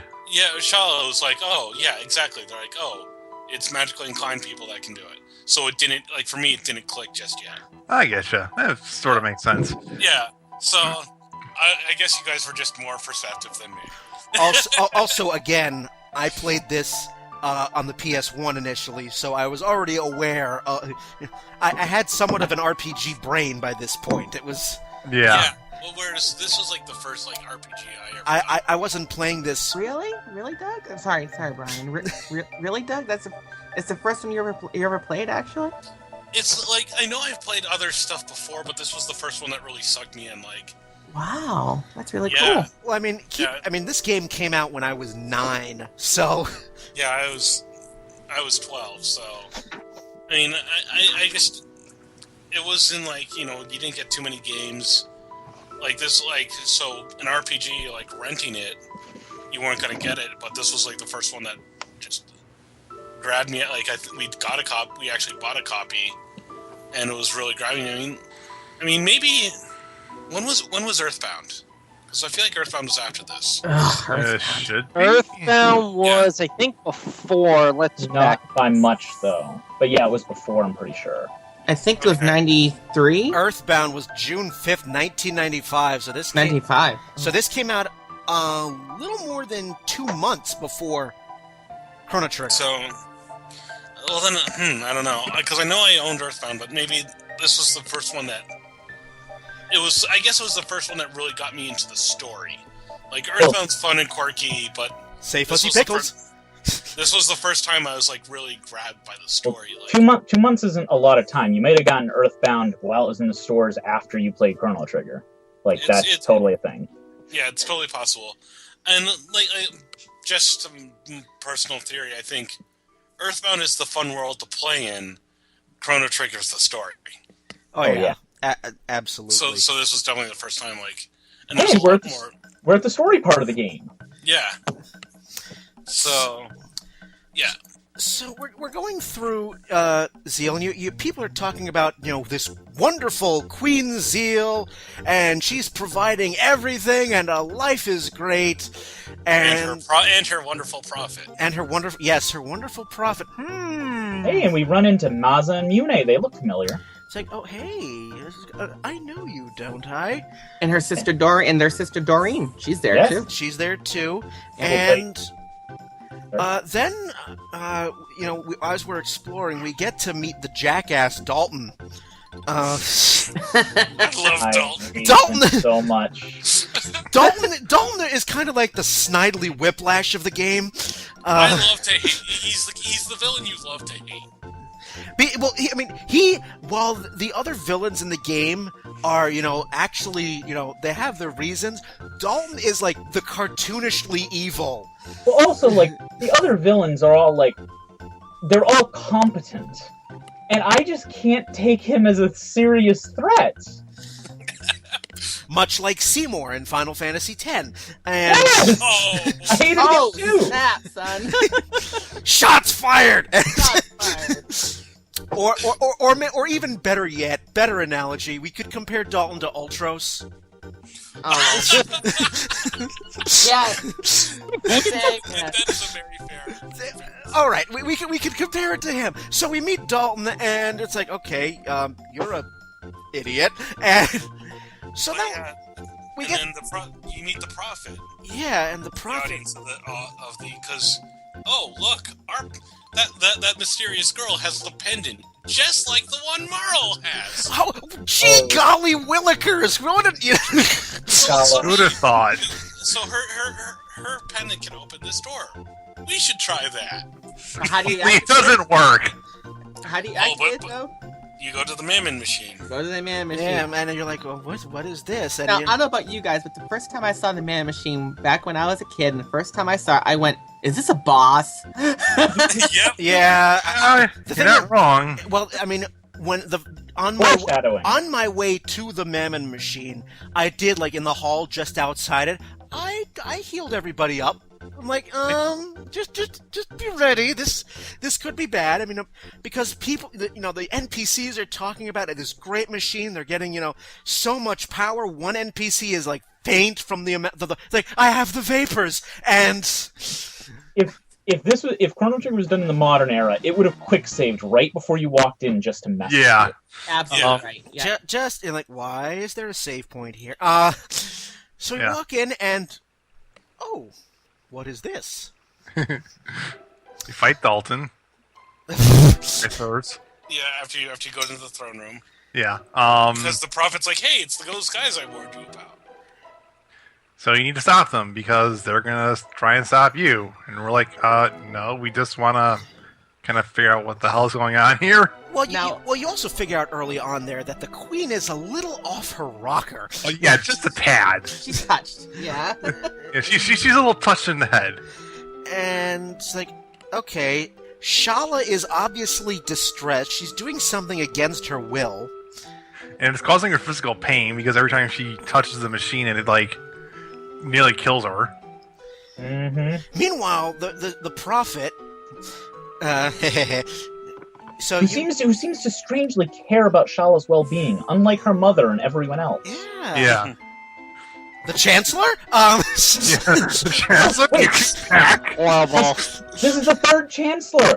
He betrays them. He just betrays them for the good side because they're evil. Now you're positive this is Palpatine, and Meanwhile, Dalton's sitting there kicking your ass, as this fight is insanely hard, but you can still win. Oh wait, no, it wasn't against Dalton. The first fight was against Gollum. Oh yeah. You can actually beat Gollum too. You can beat him, but either way, the outcome is the same. You get hauled off to this weird force field jail thing, where the man machine was, and and then Shala and Janice, is that how you say it? Janice. Janice comes in and they save you, and then she goes like, please, you gotta rescue the gurus, and Gurus of time? Like what? Wait, what do you mean? You mean little Larry and Curly are in trouble? Yeah. No. You don't. You gotta. It's not the. It's not the Guru of Time. It's one of the. But yeah, you've got to go it's rescue. Melchior. It's Melchior. Melchior. Yeah. But they don't tell you that. They call him the Guru of Life, I believe. Yeah. Yeah, the Guru of Life. Yeah. And so you go to the chained island. The train. Yeah. Well, don't you get unceremoniously shunted back through time? Yes, you do. Yeah, you get rescued. The prophet shows up and says, "No, fuck this. You guys are going back to where you came from." Throws you back through the time portal, and then it has Shala's seal, so you can't go back in. Yeah, and you have to go to find. But you're like, wait, where have we seen these mysterious doors? Where did we see those doors that we could open? Yeah. And then it's like, we saw those in the future. Yeah, we travel from 65 million BC to 2300 AD. Talk about jet lag, my god. Yeah. Wibbly wobbly, timey wimey. Yeah.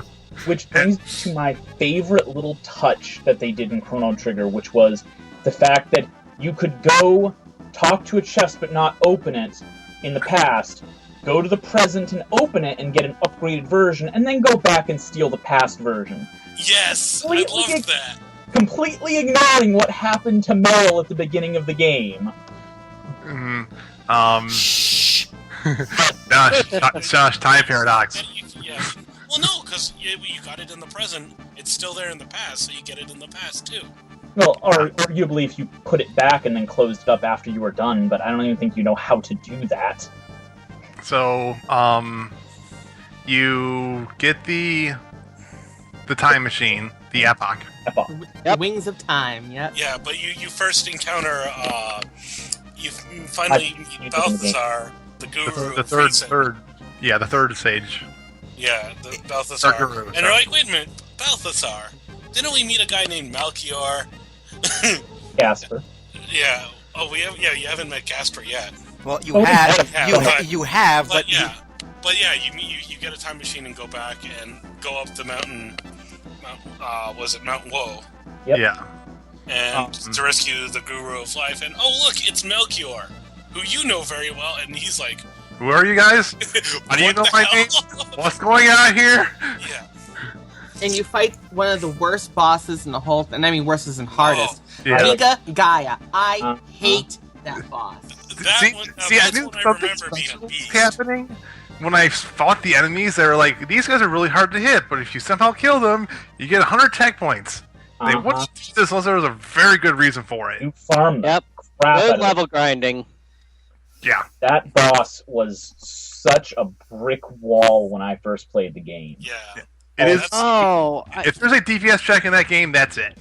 Mm-hmm. Well, I mean, I don't know. By that point, I had the triple tech twister, and I managed to, first time through, just beat it. No problem. You need to kill him. Oh, I mean, it's like, because at the beginning of the battle, you get no time. All of a sudden, you have these two attacks. You have Hand Blaster and Dark Plasma. Mm-hmm. It does it one after another. You get no chance, and then you're like, shit, I'm down to like 100 HP maybe. I gotta heal everybody. And then finally, once you get yourself on your feet, he's hitting you with all these weird ass hand attacks, and it's like, what do I do? And Well, yeah. More than any other part of the game, I think that's really a point where you need to go in with the right team. Yeah. And I always wanted Luca on my team, which really screwed me a lot at that point. It screws you unless you also had Marl with you, because if you have Marl, You need Chrono, and Marl. Luca, they get the Oh, the Antipode. Yeah, Is that it? Antipode. and the antipode, and then you also get Activity, yeah. what's the tri attack? The Delta attack, whatever the hell they call it. Oh, yeah, yeah, Delta yeah. attack. Delta attack. I didn't have the Delta attack yet, but for that battle, I found that I had my party of Frog, Isla, and Chrono, so Falcon Hit. Yeah, Falcon is like the only other thing you could use. Falcon Hit was my friend. So if you managed to get 2 passes of Falcon Hit off, it would destroy both hands. And so then you had several rounds where you could just wail on the fucker. Yeah, like the only other way you could beat it, I found from my experience, without a tri attack, is with Falcon Hit, yeah. Falcon Hit, because it does a lot of damage. It hits everything on the screen, and it does equal damage, and you can't really heal them both in time. So after going through that fuckery for a few times, You save Melchior, and he's like, "Well, the only thing I can make that can stop the machine is this little red dagger with the last of the redstone that I've been able to scrounge up over the past however many years he's been alive." Cue item sound. Get the ruby knife. Yeah. Oh, wrong game. Yeah. And then you go to- yeah, we jaunt through time some more. You then go to the Ocean Palace. The Ocean Palace. Once again, fantastic music. Oh, one of my favorite in the whole game. I love the Yeah. Ocean Palace music. And it's once again that it's building up to something big. Yeah. Yeah, and Because there's such an urgency to that music. And Yeah, because we find out at this point in time, oh, by the way, the mammoth machine is being plugged into Lavos, for lack of a better term. Yeah. And what I really love about the ambience of it too is that the music plays during the battle, so there's no battle theme. It just goes straight on. I love that when that happens. I'm trying to. Yeah, I think you have the epic by then, don't you? You do. Yeah. That's Oh, yeah. That's how you get back to that era. And because And then, It doesn't have wings yet, though. Yeah, well, it can go through time, but not space. You just need to put some Red Bull in the fuel tank. no, because so you get into the Ocean Palace, Lavos kind of half wakes up, and you beat it, and shit goes the down. Oh yeah, almost Issue. almost literally. I mean, because at this point, I mean, the whole purpose of the Queen trying to tap into Lavos is immortality. Yeah. And So you fight a mammoth machine, rage-induced, near full power Lavos, and One shot. But wait, before we get into this battle, so you find out who the prophet is. some spoilers. Surprise! It's Magus. Yeah, and that was like, so Like, that's how we knew everything. Exactly. And also, you find out what happened, why he got sent to the far era. Yeah. Oh no, you don't find out yet. Yeah, You just find out that here's something that you actually did not notice and realize until afterwards. The red knife, that's the Manamune. Yeah, because you throw it into the Mama machine and it turns into a sword. yep. Because physics. Yeah. Yes. Well, yes, of course. And I'm like, wait a minute. At this point, I'm going, wait a minute. Magus and Janice are existing in the same era. Where's Marty McFly? Yeah. I'm like, I hope they don't see each other, because then we cross the streams, and crossing the streams is bad. Yeah. Good yeah. reference. Well, yeah. Janice has no idea. Right. Not No, they yet. never meet, actually. They never meet. They never do meet. Frog with the Mazamune can meet Maza and Moon. Yeah. Yeah. Shh. It's older versions on whatever. Yeah. More hell breaks loose. And Zeal is thrown to the earth. It wakes up and wrecks everything, which actually might be a good thing. Rocks fall, people die. Well, I just gotta say, dogs and cats living together, mass hysteria. But I mean, honestly, like the whole sequence of events from when, spoiler alert, even though it's an old game, spoiler alert, Chrono dies. Yeah. So Lavos wakes up again for the first time. You know, that whole sequence of events when Chrono dies, he sacrifices himself. Yeah, because everyone gets knocked out, and Chrono. And Lavos is trying to keep guys, and then says, no, how about this? I'm just going to sacrifice myself. Yeah, you guys can make live. And then Shala sends you away to save you, obviously. You know, but then that whole sequence where you see like Lavos kind of awakened, and then he destroys Zeal. That whole graphical sequence of seeing like the laser beam shooting up, and then seeing like all the rifts appearing, and then you see all the explosions up on Zeal, and everybody's falling. It's amazing to this. Not to mention a tidal wave that happens and floods the world. Like we're saying, like we keep saying, this is for a Super Nintendo game. This is a very cinematic game at times. Yeah. Well, again, with the PS1 port, they actually add anime cutscenes. Yeah. To add to the fun. It adds to the fun, and I love them and I hate them because to me sometimes it removes some of the imagination. I play with them off. Yeah, I do. I play with them off on the DS version. Yeah. Yeah. They're cool to see, but it's not the same. It breaks it out because it's a different. I guess I'm the only one who wholeheartedly loves those scenes. They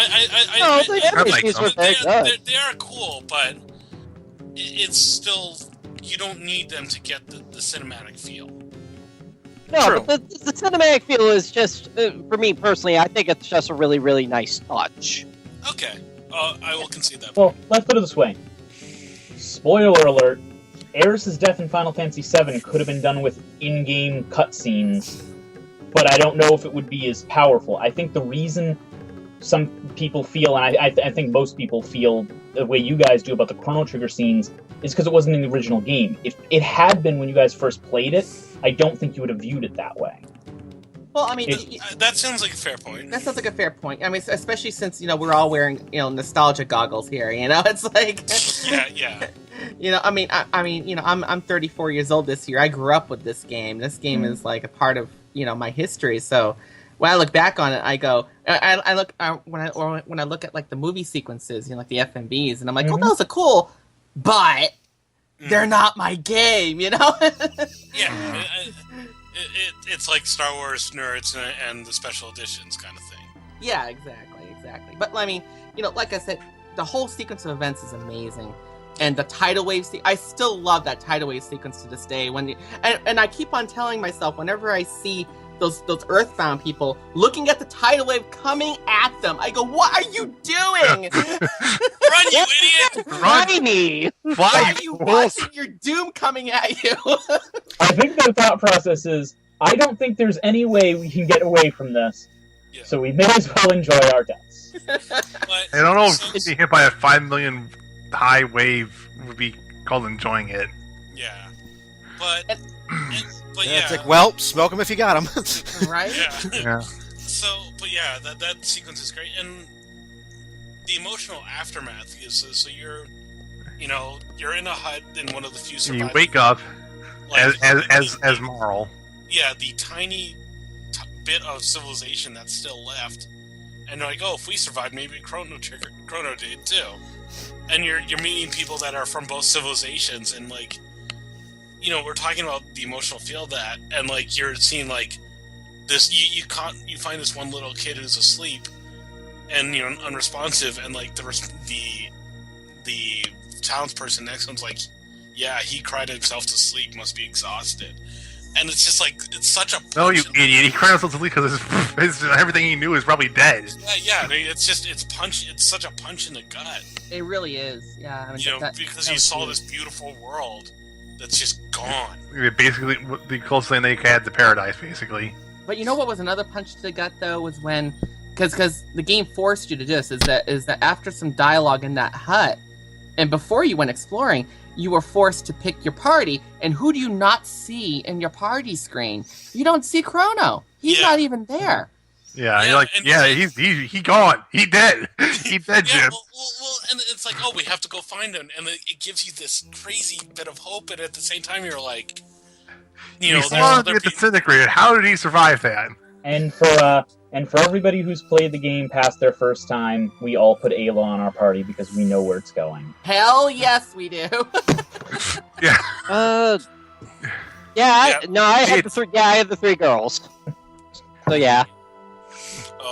This is the first chance you had to have all female party members in your party, and you're like, sure, why not?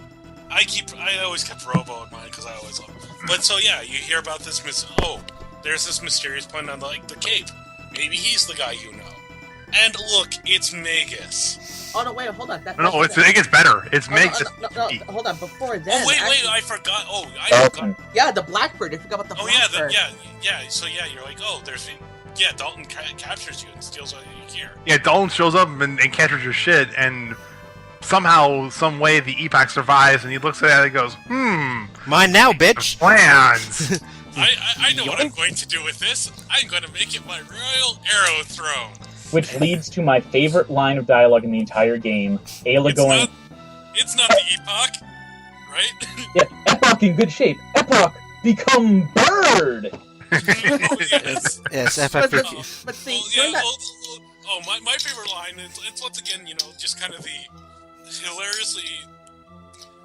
Dalton's that great villain of he's the hero of his own story. Mm-hmm. Yeah, and that it's story it's not Epoch, it's the arrow of Dalton Imperial. Yeah. See, that whole sequence though, where you have no items, you have nothing. You have no items, no weapons. No weapons. So you can't use magic even. Yeah, so if you don't have Ayla in your party, if you don't have Ayla in your party, you're kind of screwed. Yeah. It's like... And this is why you bring Aya, because she don't need no weapon. She just beats you down with raw physical strength. Oh, and it's so needed. Bitch slaps people to the next Stone Age. Hell yeah, it's so needed. Bronze fist. But then, you find your stuff, you get through the Blackbird, and then you go on top of like the wing, I guess, of the Blackbird, which by the way is awesome. Yeah. And then you fight supposedly you fight the Golem boss, which leads to my favorite line in the game. Because here's the thing. Because with that battle, it has a countdown, and as we all know from playing RPGs, any boss that has a countdown means that once it reaches 0, you better be at fucking full health. So. You're preparing. The countdown's going. You're landing some hits, but at the same time, you've got somebody in the back healing, and it gets to 0, and then the golem is like, "I hate heights." Gone Run into the void, and you're like, "What?" I'll take it. Yeah, I mean, you still. Well, the other part is then you go to fight Dalton. And if you've beaten the Golem boss, he tries to summon him, and if you manage to beat him, like in a New Game Plus, he doesn't show up. No, he doesn't. But what I love is that you're fighting Dalton on the Epoch. That is amazing. I love that fight. That was awesome. If memory serves, doesn't Marl say something along the lines of "You're not Chrono"? Yeah. To Dalton during this time, and that, like, not even 2 seconds later, he gets thrown into the void. Yeah. Yeah. And this is like, I always like Marl's like one of my favorite characters. But this whole sequence, like, if she's in your party, she gets so much development in this because she is so hurt and so angry. I actually never liked Meryl up until this point, and this is what kind of made me kind of turn. Because she seems kind of like a bratty kid, and then it's like, oh wait, she actually cares about somebody. Mm-hmm. And she gets pissed. She gets royally pissed at Dalton, like really pissed off at him. And she's just like, Chrono, what did you do to Chrono? Bring back Chrono. And like, she like runs and jumps onto the Epoch from the plane. I love that. I still don't know how physics work, but And then physics, I think, is out the fucking window at this point. Remember, this is Toriyama. He just DBZs it. Yeah. So then we throw him through a time portal so he can prominently the figure Blackbird gets into destroyed Chrono by Cross. Dalton because he presses the wrong button on the epoch and lasers happen. Yes. So he can prominently figure out in Chrono Cross. Yep. Which is funny because again, you have some fourth wall breaking right there because it's like, no, press on the PS1, press square, and Yeah, it's X. I think it's X on the SNES controller. and pressing square bisects the Blackbird. And I'm like, well, yeah, it's like, yeah, I didn't do it. It's like, oops, but yay. You know, we never use those at any other point in the game. Yeah, they're never used ever again. Have we used that in the Black Omen? Yeah, No. No. I'm saying, shouldn't we have used those on the Black Choose Omen? them. Yeah, we should have. Yes. It should, But that's the fourth wall break. Speaking of that, right before that scene, when Dalton's bringing the Errol Dalton Imperial, we have out of liftoff, the hangar. Houston. Yeah, Yeah, we have liftoff. we have liftoff, Houston, and I'm like, stop the music. That's my favorite line. Stop the music, and then he Yeah, goes, that's that's cheap. better. Yeah, it changes like from this like big victory event to it's like one of the danger themes. The Dalton's theme, I think it is. Yeah, Oh, it's that was oh, great. man. That was great fourth wall breaking. But I So mean, but then the Blackbird's destroyed, and then you get told, I think by the Elder or something on yeah, like. you get the epoch with the wings. You land, and you're like, oh well, Chrono's really That's when you dead. get told Oh, that shit. Vegas.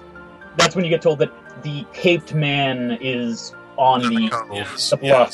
somebody is looking for you. on the North Cape. Yep. Yeah. And then you see Vegas, and you're like, Well, shit, I gotta fight you again? Really? Really? And then you have the biggest moral quandary since eating the old man's lunch or not. Do you kill Magus and restore Frog, or do you forgive Magus for his crimes and have him help you defeat Lavos? Yeah, because now you know where he's coming from. here's a hint for everybody who might not have played this game: get Magus on your team. Yeah. Well, Tanya, you have to remember, at the beginning of this episode, Doug and I specifically told the internet, if they haven't played this game, stop listening right now. Oh, there we go. Yeah. So, Get Vegas on your team. the first time I played through, I did not. I was pissed off at him, so I'm like, fuck it, I'm fighting you. That was the first time. The second, I'm playing through it now, and I'm like, let's keep you. Mhm. The first time I played it, I fought him because I didn't know better. It's like, you wish to fight me, and I'm like, hell yeah! You messed everything up! It's all your fault! When I first played it, I remember fighting you. Yep, Yeah. you're my team. Hopefully you're as badass as you were back then. Yeah, Yeah, see, that was the same- I didn't know he could join. That was the thing. That was my same thought process. I was like, well, you're kind of an evil asshole, but you're really powerful, and we just lost a really strong party member, so my thought process was, you're either going to be at least as strong as Chrono, if not stronger, so I guess I'll take you along. Well, But- one of the things with that fight as well is just if you just have Frog in your party, he will just straight up Yeah, boom 1v1. Yeah, he's straight 1v1's Magus. Actually, So, can you but- even fight him without Frog? I thought. Yes, Yeah, yeah, you you can find can. out. Okay. Yeah. Yes, as long as Frog isn't in your party, you can 3v1 him. Yeah, from that point on, everyone's optional in your party. But you Yeah. know what? Magus. But I think we weak. forgot. Yeah, but one of the things beforehand is before that decision to fight him or not, you find out his past and how he got thrown into a time portal that was Yeah, he went from when Salah sent him away to somewhere and safe. and that's how you found out that the three gurus. Melchior got sent to 1000 AD. Balthazar got sent to 2300. 2300. And look, Casper. Casper is in. So Yeah, nowhere. Casper, the Guru of Time, actual literal. No, wait, never mind. That's 2300. Never mind. Yeah, is that he says, "Oh wait, this place looks weird. Oh, this must be the end of time." And you say, "Aha!" So that's the old man. Yeah. Yes. Yeah. Wearing a bowler and shades. If I ever can get a good amount of people for go to PAX East again or something, I would love to do a cosplay group of the three I Just to see- totally do that. Just to see who recognizes it. That would be awesome. Either way, whether you recruit Magus or kill him, you eventually go back to the end of time to talk to Casper / the old man and be like, "Hey, what do we do now?" This is actually a time to mention something that we've been able to do for a long, long time but never mentioned. Anybody remember looking at that bucket for the first time? Yeah. And getting curious? Oops. And, Yep. yeah, the first time that happened, Brian, you were there. I think you were there when Ben was like, "Oh yeah, just explore that bucket." Oh, yeah. For those who don't know, will happen. For those who don't know, there's a bucket at the end of time that will take you right to the day of Lavos in 1999 AD, and you can fight Lavos basically anytime you want. It's a shortcut to the last boss at whatever level you are currently at. Have fun! Yeah. Oh my goddess, that oh. And then, that bucket. and then he's like, well, there's two issues down here. One, the Black Omen, which was the Ocean Palace, is now flying And appears in every timeline. Does it show up even in 65? No, it Yeah. doesn't. No. Because No, it it doesn't. was I was gonna created say, by I'm that. like- Every Yeah. timeline But that. From when it raised. from the antiquity on. Yeah, you can't- because I And was you gonna can't say, enter it during the future. Right, because the place is already destroyed. So Exactly. Yeah, You can go and try to talk to it, but it won't let you. You can't go inside of it. The door will stay locked. yeah, because Queen Zeal actually it's actually kind of interesting because if you go to the future and you see Queen Zeal because she materializes on top of the thing there, Mhm. and she goes like, you've come too late. So many years, like 999 years too late. Blah blah blah. Lavos is reigning atop Death Mhm. Peak and blah blah blah. And you're Yeah. like, okay, She's with well, Lavos. yeah, she's one with Lavos. I don't still know what that means. It's like, okay. Wow, chicka, wow, wow. Whatever, crazy lady. And then you find out that, hey, it is possible to save Chrono. Timing! Yes. Timing! And Yeah. you're like, And right now we are at the side story part. Where we Side can quest time! all the side quests. yeah. You And get ultimate equipment, and the more ultimate And equipment. when we finally hear for the first time about the Entity, one of the most important characters in the Chrono Trigger story, who gets the least mention. For those who aren't aware, the entity that he's talking about is at the end of, is it Lucas. Chrono? What? It's when we do Robo's quest. We finish Robo's quest. We go back to the main timeline. We go and get him, and Luca's repairing him. Isn't that correct? Am I correct in that? yes, and they we have go that- into the forest and they have their campfire scene. Yeah. Yeah. And then Oh, no, Luca gets no, to go back in time. And, Oh she, yes. and she talks Yeah. about how No, no, that's not the entity. That's after no, they talk about the What's entity it- there. That's when Luca first brings forth Robo first brings forth the premise of there's something, these time portals are too specific. They seem to be bringing us to, like, important places. Oh We yeah, have yeah, important places in our path. You leave. I was thinking Robo's other quest, not the one where you leave him behind with Fiona. Yeah, no, this is the one with Fiona, where talking about, well, this is way too specific. How is it that these portals always appear, taking us exactly where we need to go, when we need to do it? You show up in the right place at the right time. Exactly. In the right time period. And for the rest of us playing the game, we just think, well, that's how a game works. Like, you don't Yeah. question it. This is when it goes, well, wait, why though? Something's making these portals, and they kind of take it, and then they never, they get pretty close to it between Chrono Trigger and Chrono Cross, but they never even really explain what the entity is. Just that there's something else that's behind all of this. It's something that recognizes an error in the timeline or something, and it's giving the people that have the position to do so a chance to correct it. Yes. Yes. So, Also, you eventually get the chance to see what happens to Luca's mom Yeah. Yeah. And fix fix it. that. Yeah. I Well, was but- mortified when I first played that as a kid. I did not figure out about using the button. The LARA, yeah. Yeah, I didn't figure it out, and it traumatized me. Aww. Oh, that one's scary. Because you're like, oh, what do I do? What do I do? I played it when the game was new, so I was a little kid, and I was like, oh my god! Yeah, when I found it, it said Lara, and I was like, that's her name. And I'm like, but there's a passcode on the thing. I'm like, maybe I used the controller to enter the passcode? And I eventually piecemealed it together just in time, but it was really close. Well, I know the first thing that I did was, get Chrono back and then go in and do all the side quests. Yeah. But in the side quests, it's once again, it's not like, they get the ultimate gear and everything, but they give you so much more to the characters. Yeah, you find out about Luca's past. Frog gets to make his peace with Cyrus. Cyrus, yep. Marl gets to kind of make amends with her father because there's another trial and another evil chancellor. Yeah, with Yadrak the 8th, or was it the 18th or something like that? Yeah. There's some hilarious dialogue.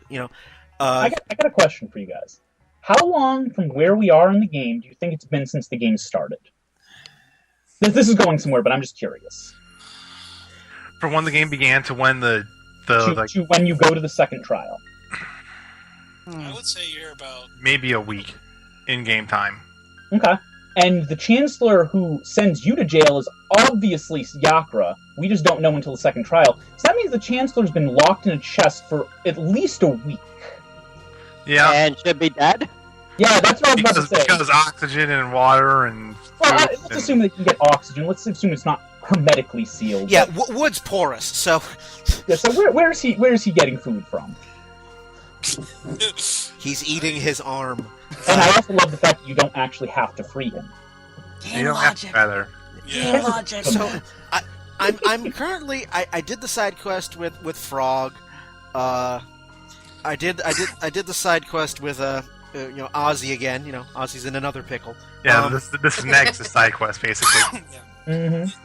The old, we're talking about the translation, though. The one where you go to the ruins of Tyrant Castle, you get the rainbow shell and everything, and that's how you get to the second trial. The way you meet up with that is through the ghost of Toma, who is just some background character who gave you information in, the earliest part of the game. Yeah. Because I'm going to go rescue the queen. Oh, wait, she's already been found? Oh, right, I'm going to go back to drinking. And you just kind of forget about it.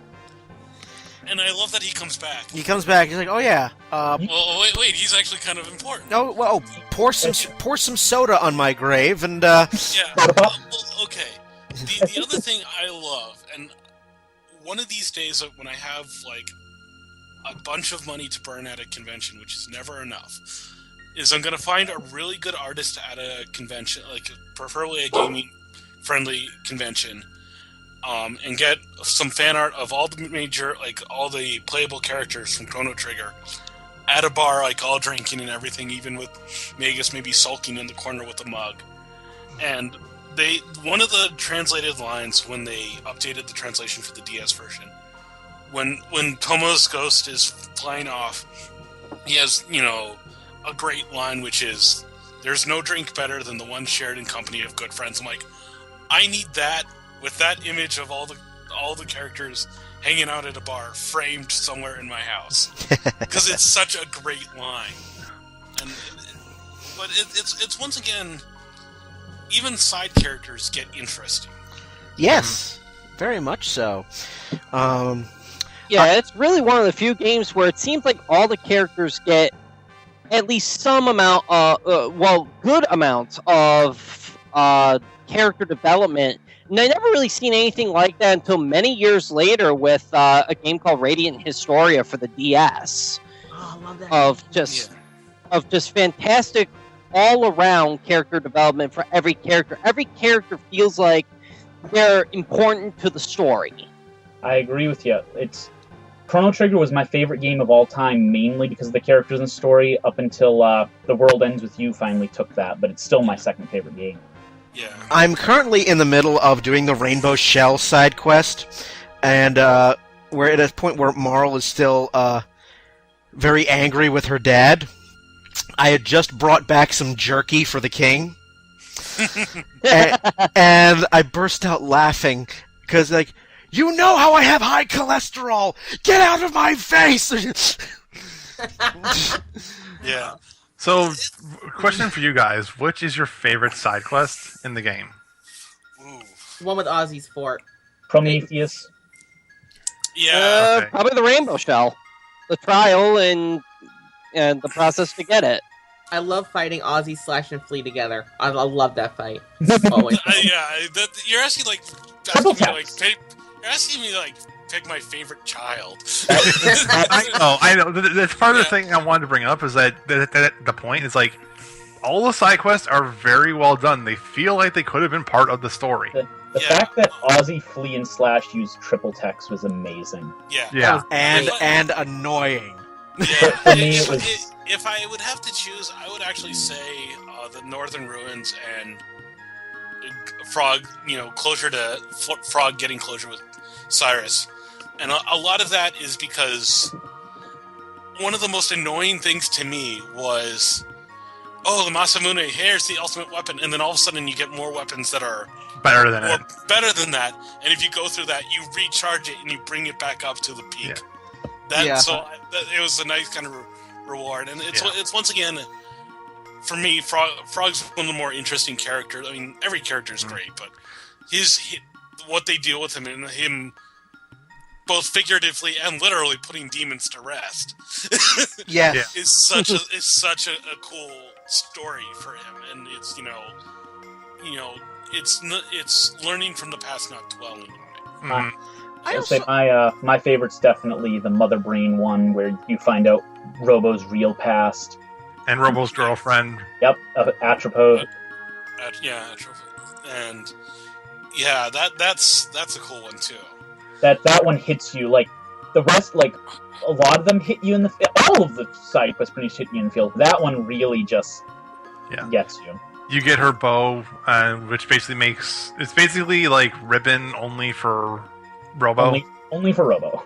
Yeah, and even beyond these quests, there's other things that aren't like stories that just go, like getting all the special rocks to do special attacks.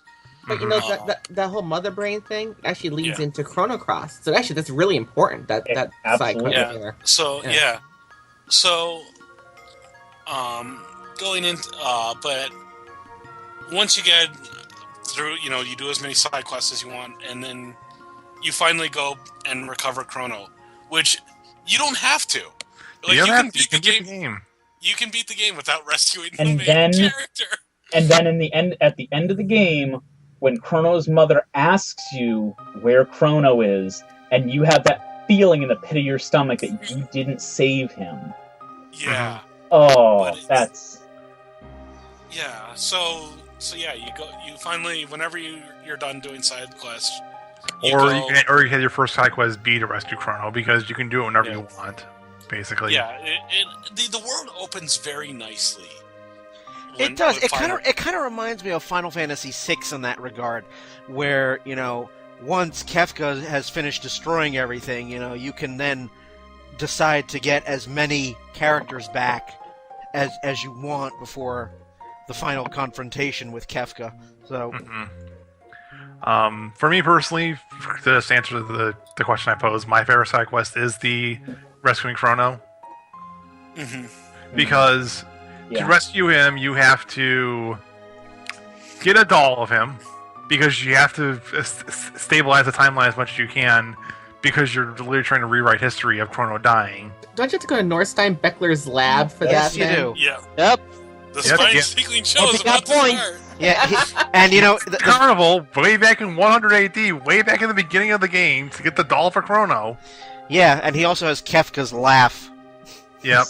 And somehow he's a mage when nobody has magic in that time period. Yeah, supposedly. And then you have to climb to the top of Mount Doom. Is it Mount Doom? Mount Woe. Not Mount Woe. It's Death Peak. Death Peak. Yeah. Mount Doom. This isn't bunch of Middle Earth. Getting ready to launch themselves off into space. Lava spawn, so they can launch themselves into space and do this to a whole nother set of worlds. Yep.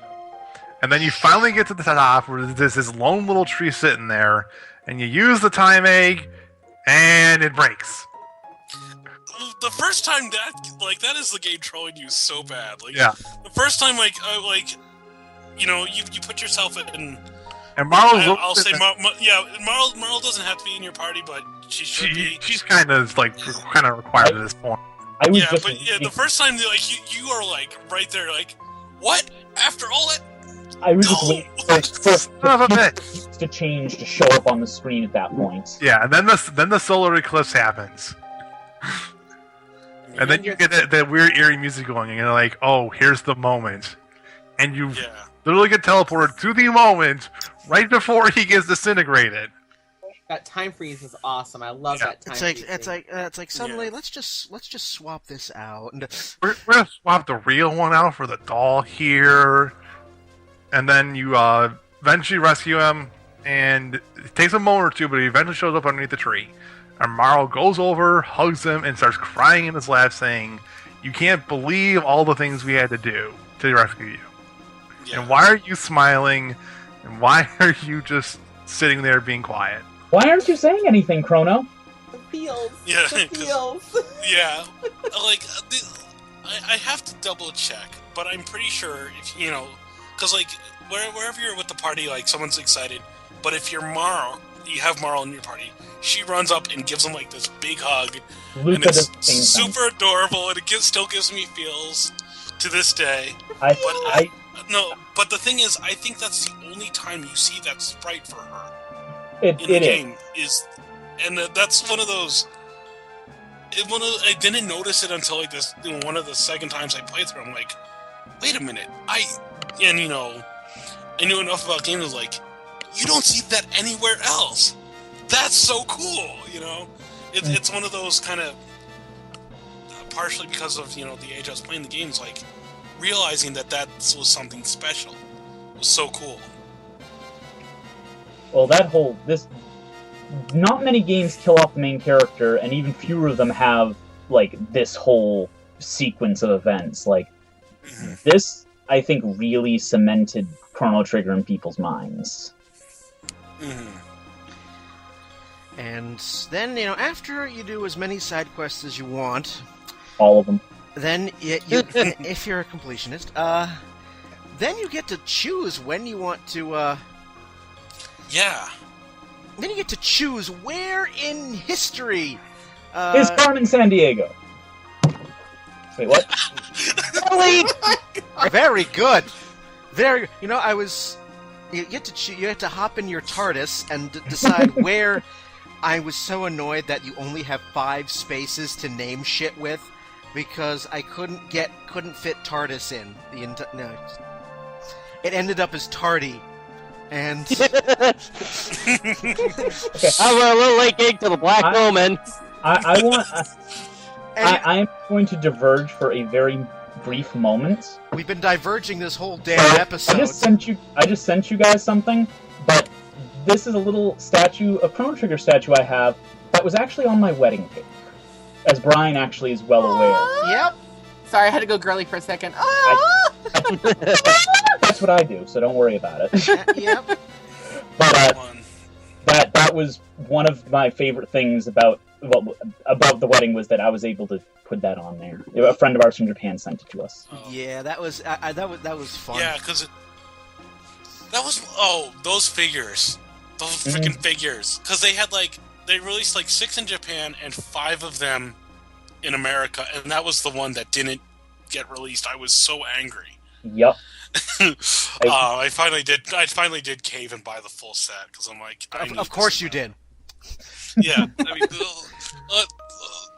But, sorry for diverging things for a moment, but No, this is... I give you mad respect for that. So, seriously. So, you pick a point in history that you go fight Lavos, and the final battle, or the entire damn sequence, is one to behold. It is either amazing or frustrating, because the first thing I remember is that you basically first form of Lavos, you are basically fighting every major boss in the game over again. Unless you use step-up. Unless You don't have to. Yeah, if you just use Epoch, you fly into him and make a gaping hole. But then you lose. Bomb him. Yeah, but then you lose that. See, I usually go through the Black Omen first. I go through the Black Omen, I fight Queen Zeal and the Man Machine, beat them, then I go to Lavos. That's how I usually do it. Yeah, I do the same thing, Tanya. So So the first thing, in my current playthrough, I haven't gotten to the end of the game yet. But when I remember, I forget where I decided to fight Lavos, but I remember fighting every boss in the game over again. Yeah. Which, was kind of cool because, again, you start gaining experience for that. And I think it's ridiculous, though, that they don't actually power them up. No, they're the same stats they were before. Yep. Yeah. Ridiculous. So it's like, because I remember, first form of Lavos, because, when the battle graphic pops up, it says Lavos. And then, one hit, and that's it. I'm like, what? What? My first thought was, am I that over leveled? Did I just one hit the final? Did I break it? Am I so over leveled that I actually broke the final boss in one hit? No. That's his true form. Not even close. No. But the thing I liked about going through basically every boss again was, again, you're gaining experience and you can save in between. It also reminds you of how far you've come in the game. Yes. It never reaches that point where it feels tedious either. Right. That's the other thing that I liked about it, and it gives you a bit of almost nostalgia for what you've played for. The other thing, going back to though, if you fly through Epoch, this was another one of those. You make the mistake the first time and then you do it differently in New Game Plus. The first time I'm like, oh yeah, I'll take the Epoch, and then it's like, wait, I destroyed it? Because that whole sequence, it's once again, it's building you up, because it's got the dramatic music, and you're seeing all the buzzers and everything shaking and everything. You're like, okay, and you've gotten so used to it, so once again, oh, this is going to be awesome. And it's like, oh, we broke through. But Epoch's gone. And you're still hungry. Damn it. And, well, now you're stuck there. Now you've made me feel for two machines, game. Yes. And actually, if you do it that way, like you said, Doug, if you do it that way, there is no save point there. I don't know if you remember that, but there is no save point there. Whereas if you do it, the way that, if you go through the Black Omen or you just go through, the bucket, you get a save point when you get to that second form. So it's like, and you also get to teleport out of there. But if you use the Epoch, you can't teleport out, you can't save. You just gotta go. And, just hope you've leveled enough. Then, after you go through all of that, and then you have to fight another form of Lavos, and I think this is before we get to the final form. Yeah, the crazy, machine-looking thing. Then we get my to favorite form. Then we get to... the cell form. Yeah, then we looks like Dragon Ball Z. Then, after that, then you get to... then you reveal Andross's brain. Then you reveal that he was a bird all along. Then suddenly, I half expected the dialogue, and only I have the brains to rule Lilat. And then after more battling, you see these couple of orb things. And at this point, I'm going, okay, the game has gone mad. Because now we're reduced to these little orb things. One of them is the correct one. One of them is really Lavos. The others are false. And so we find that out. And finally, after everything is said and done, it is game, set, and match, and then you get to enjoy one of 12 endings. How cool was it when you were fighting the last form of Lavos, how the background switches between the different time periods? That was cool. Yes. That's of course if you didn't get epilepsy or have an epileptic shock from all the weirdness going on around you, Yeah. It was the 90s. We didn't care about that yet. Right? But, it was really awesome. I don't know about you guys, but when I first fought that battle as a kid, I thought the being in the middle, because it looked different than the orbs, was Lavos, so I went after it. Yeah. And I was like, It's one of those... I got stuck in that block so long. The game fakes you out sometimes, but never, like I said, it never reaches that point where it's annoying. Yeah, It's it never hit a enough bullshit level. Yeah, it's just enough to make you think differently, And then you go, yeah, exactly. Yeah, so. And you just go like, okay. Yeah, I mean, I'm always, like, this is one of the things that always frustrates me with, like some new games, including how to get the good ending in Chrono Cross, was that whole bit of, like, you have to have a player's guide, or you have to really figure it all, have to have something. It's like, this you could figure out on your own. It would take a little bit, like, you'd maybe mess up a couple times, but you'd pick up enough around you to be like, something's not right here. Let me think about it. Let me piece together the puzzle. I will tell you from experience, it took a really, really long time to figure out what to do. For me, it was just like, oh, well, the other things are dead. I guess I gotta go focus on this. Wait a minute. Why is this thing still alive? My first thought was that you had to kill all 3 of them at the same time for them to stay dead. Like, I assumed if I killed the right one first, then the other one to bring it back. Like, I thought you had to, like, wipe all 3 of them. Yeah. Which didn't work well for me. Or, first time I tried it, I had Chrono, Ayla, and Robo, so it was just Falcon hit for days. You just Delta attack the entire thing. It's just... I forget which triple tick it was, but I had Magus on my team, so I was using one of the stone attacks. Dark Eternal. Dark Eternal? That was probably what it was. Well, there's like 2 of them. I know there was always some great, like... We never really talked about the techs and, like, how cool it was that you could combine stuff. But I always thought, like, some of the effects, like, for Super Nintendo level, some of the effects always looked so cool on some of those attacks. Like Frog Squish? Like, which is basically Fat Chocobo. It was Dark Eternal, Tanya. Yeah, well, Dark Eternal and Luminaire, Chrono's ultimate attack. Yep. Luminaire. Like, the first time I got that, I'm like, ooh, this looks cool. Oh, wait, it hits for a lot, too? Even better. We never really talked about this earlier, but how cool was the whole concept of dual text and triple text when you first started playing the game? Yeah. It was an incredible concept. It did that, but like, all the tech stuff was cool, like text and magic, because you had the combos, and it varied on your party. Oh yeah, well, also, we keep talking about Falcon Hit. That was stuff in a straight line, and then there's stuff that was like area effect. Yeah, it made the position matter in the battles. It added a layer of depth and strategy that you just didn't see before in other RPGs. And it made you, and like Doug actually said earlier, it makes you think differently. It makes you think about positioning of your enemies. You don't have to think about that before in other RPGs. It's about it in many of them. Chrono Trigger just was a pioneer in many different aspects, from a story perspective, from a graphical perspective, from a gameplay perspective, that really, I think, set a lot of precedents for what future games had in terms of battle position. I mean, outside of tactical RPGs, we never had anything like that. There's a text for tech systems. It really brought together. Okay, trying different, dual and triple tech attacks.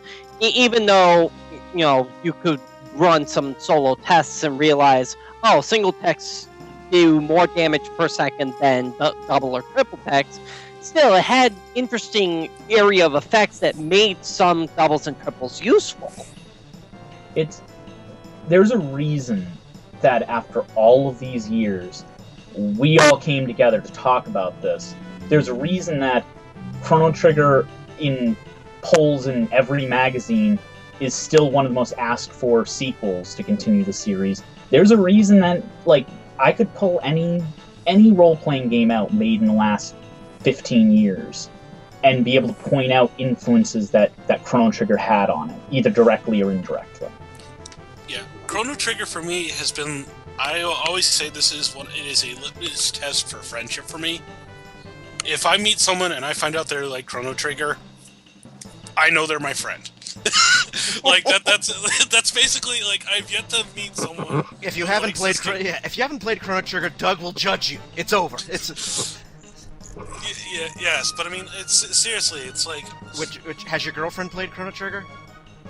we haven't gotten to that question yet. Oh. Ignorance is bliss. One step at hey, it took me 31 years to get a girlfriend. One step at a time. It's the same reason why I'm the other side of it, Doug, where I prefer to introduce people to Chrono Trigger, and it's amazing when I first introduce it to them. And yeah, it's a little old, so with the graphics and everything, I still think it looks amazing. But it's amazing that point when they're like, oh yeah, this is okay. Yeah, this is pretty cool. Why did I not know this before? Yeah, that is a great. I mean, I need to try and introduce more people to it. But... Well, it's pretty easy to do, as we have. It came out on Has anybody played it on iOS here? I have it on iOS. How is it? Okay, well, it's there's very, very little in terms of graphical improvements. The only discernible graphical improvement I could actually see is two things. One is on the overworld, your sprites are a tad bit more detailed and defined. They're not as small or as undefined like the SNES or DS versions. And the text is all HDIs now, so now it's all it just looks really modern font and just really modern looking, as opposed to the rest of the game. Actually, it's a very weird kind of styling with that. With the Retina display, they probably had to update the text, or it would have looked bad. Yeah. It would have looked like hieroglyphics. But I mean, it's very easy to get a hold of it. I mean, as I said, if you're lucky to still have a working Super Nintendo cartridge, that's the original. I still have it on PS1, which is I'm still playing it off of that. Although, in this day and age, the load time for each battle. Well, yeah, the First world problems. Yes. Yeah. Exactly. The load time, because you have this like a boss will deliver some sort of line, and it's a lead into a battle. But then wait. Okay, now it's. See, I mean, world loading. I say the SNES, and actually my favorite version to this day will always be is the DS version. Same with me. The DS version is the best translation. It has all. If you want them, it has all the anime cutscenes. If you can turn them off if you want. It's got everything. It's got all the bonus dungeons. It is the definitive version of Chrono Trigger. It adds the ending. Yeah. To connect with. Sorry. I was just gonna say, and actually, I put it over the iOS version, definitely, because I mean, I gotta tell you, the gameplay in the iOS version, I hate doing battles in the iOS version. It is horrible. I have not found a good RPG that really works with a phone's touchscreen, whether Android or iOS. There is one RPG I can say to you that works awesome with iOS and Android, and it's perfect for what it is. I can't find any fault with it for its systems, and that's Final Fantasy Dimensions. I have not played Dimensions, but I've heard a lot of good things about it. It is one. Actually, I just beat it yesterday, actually, and wow, awesome game. I will give it a chance. I probably wouldn't have, just because, like I said, I've never found one that's the touchscreen's always been a deal breaker for me. Yeah. Which is funny since I love the DS, but no, I definitely get for anybody out there, if you have Chrono Trigger on PSX, or if you have it on PSN, because the PSN version is the PS1 version. Yeah, it's the same version, although maybe they got rid of the load times. The issue with that was the music, the music engine was different, if I remember really. It was. So it sounded weird. So I mean, get either the SNES or the DS version. Yeah, I would second. Well, good luck getting a Super Nintendo version. There's a game store near me that deals with all the old retro stuff. I think that the original cartridge in box with instructions, I think, was still $65-$70. But that's actually a steal considering nowadays. Yeah. Yeah. I was expecting $6,500. Yeah. No, not that expensive. That would probably set some world records. No, dude, the original cartridge goes for like $300 on eBay regularly. I was just gonna say, So yeah, I mean, you can still get brand new on Amazon. Final Fantasy Chronicles, which comes with FF4 and Chrono Trigger for Yeah, I mean, but another great game. So. But before we get too sidetracked, so close out the story aspect of it. Before I kind of talk about Legacy a bit more, so you get one of the various endings and stuff, and you get an awesome ending theme, awesome ending. Everyone's happy, and you find out about New Game Plus, and that's how you get all the other alternate endings. And then you go and take Dream Devourer because you're playing the DS version, right? Hell yes. Oh yeah. But yeah, so, and then you're left wanting, and then they finally, and it seemed like eternity, we finally got Chrono Cross. And how did you guys feel about Chrono Cross when you first heard about it? Here's the funny. May I? You can go. Go ahead. Okay, so Brian affectionately calls me the Captain N here, that I am such the Nintendo fanboy and everything like that. Chrono Cross finally got me to buy a Sony system. That's how excited I was. Doug, I am not surprised. And now, I bought the PS2 because it just had come out, and like Chrono Cross was coming out, and it's like, well, it's backwards compatible, might as well get it.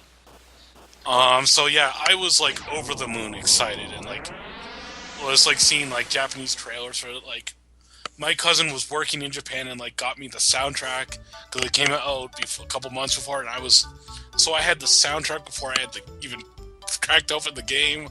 I was like beyond excited. Here's the funny part.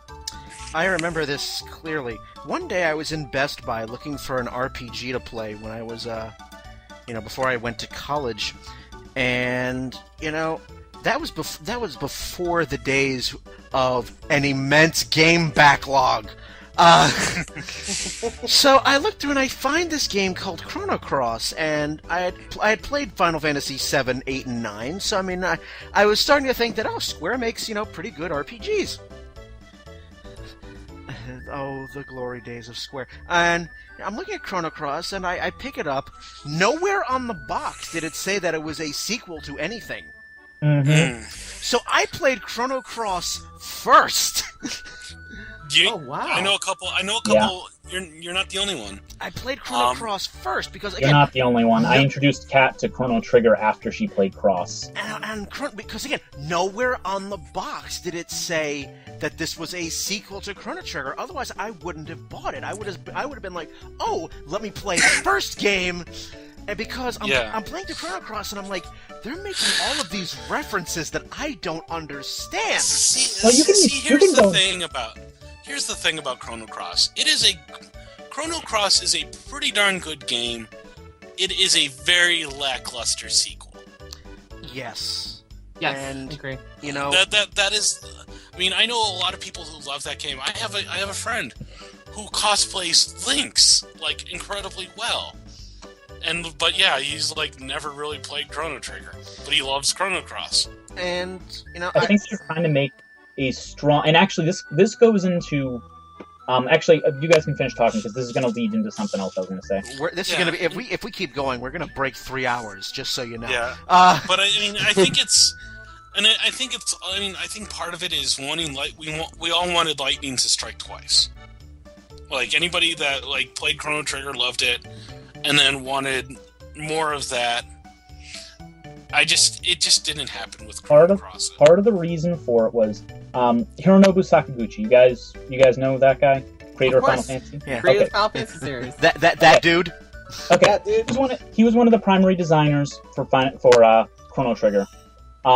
He and this came out that he fought hard for sequels to Chrono Trigger, and he wanted to do it in a Final Fantasy-esque where each one, now it's in the same world, but they're standalone games without characters crossing over, just story crossing over, and Chrono Cross was the first experiment with that. And it didn't go over as well as they wanted it, and that's why they stopped it. And that's why it's not a direct sequel. In that, as you guys said, it's a lackluster sequel to a good game. That's the reason why. Because that's what it's shooting for. Well, I mean, it's like, obviously, and as a game dev, I can actually say, obviously, with a sequel, you want to make it, you want to exceed what you made in your first game, Mm-hmm. But here's the problem, and you guys can, agree, disagree as you wish, but Chrono Trigger, to my eyes, and again, I have my nostalgic glasses on. I'm trying to take them off, but I have them on. But to me, in terms of gameplay, environment, soundtrack, characters, everything that makes an RPG, innovation, Chrono Trigger is at least 6 or 7 steps above Chrono Cross. And the reason for that is because they went back to a more traditional RPG. They didn't innovate. They didn't evolve with the sequel.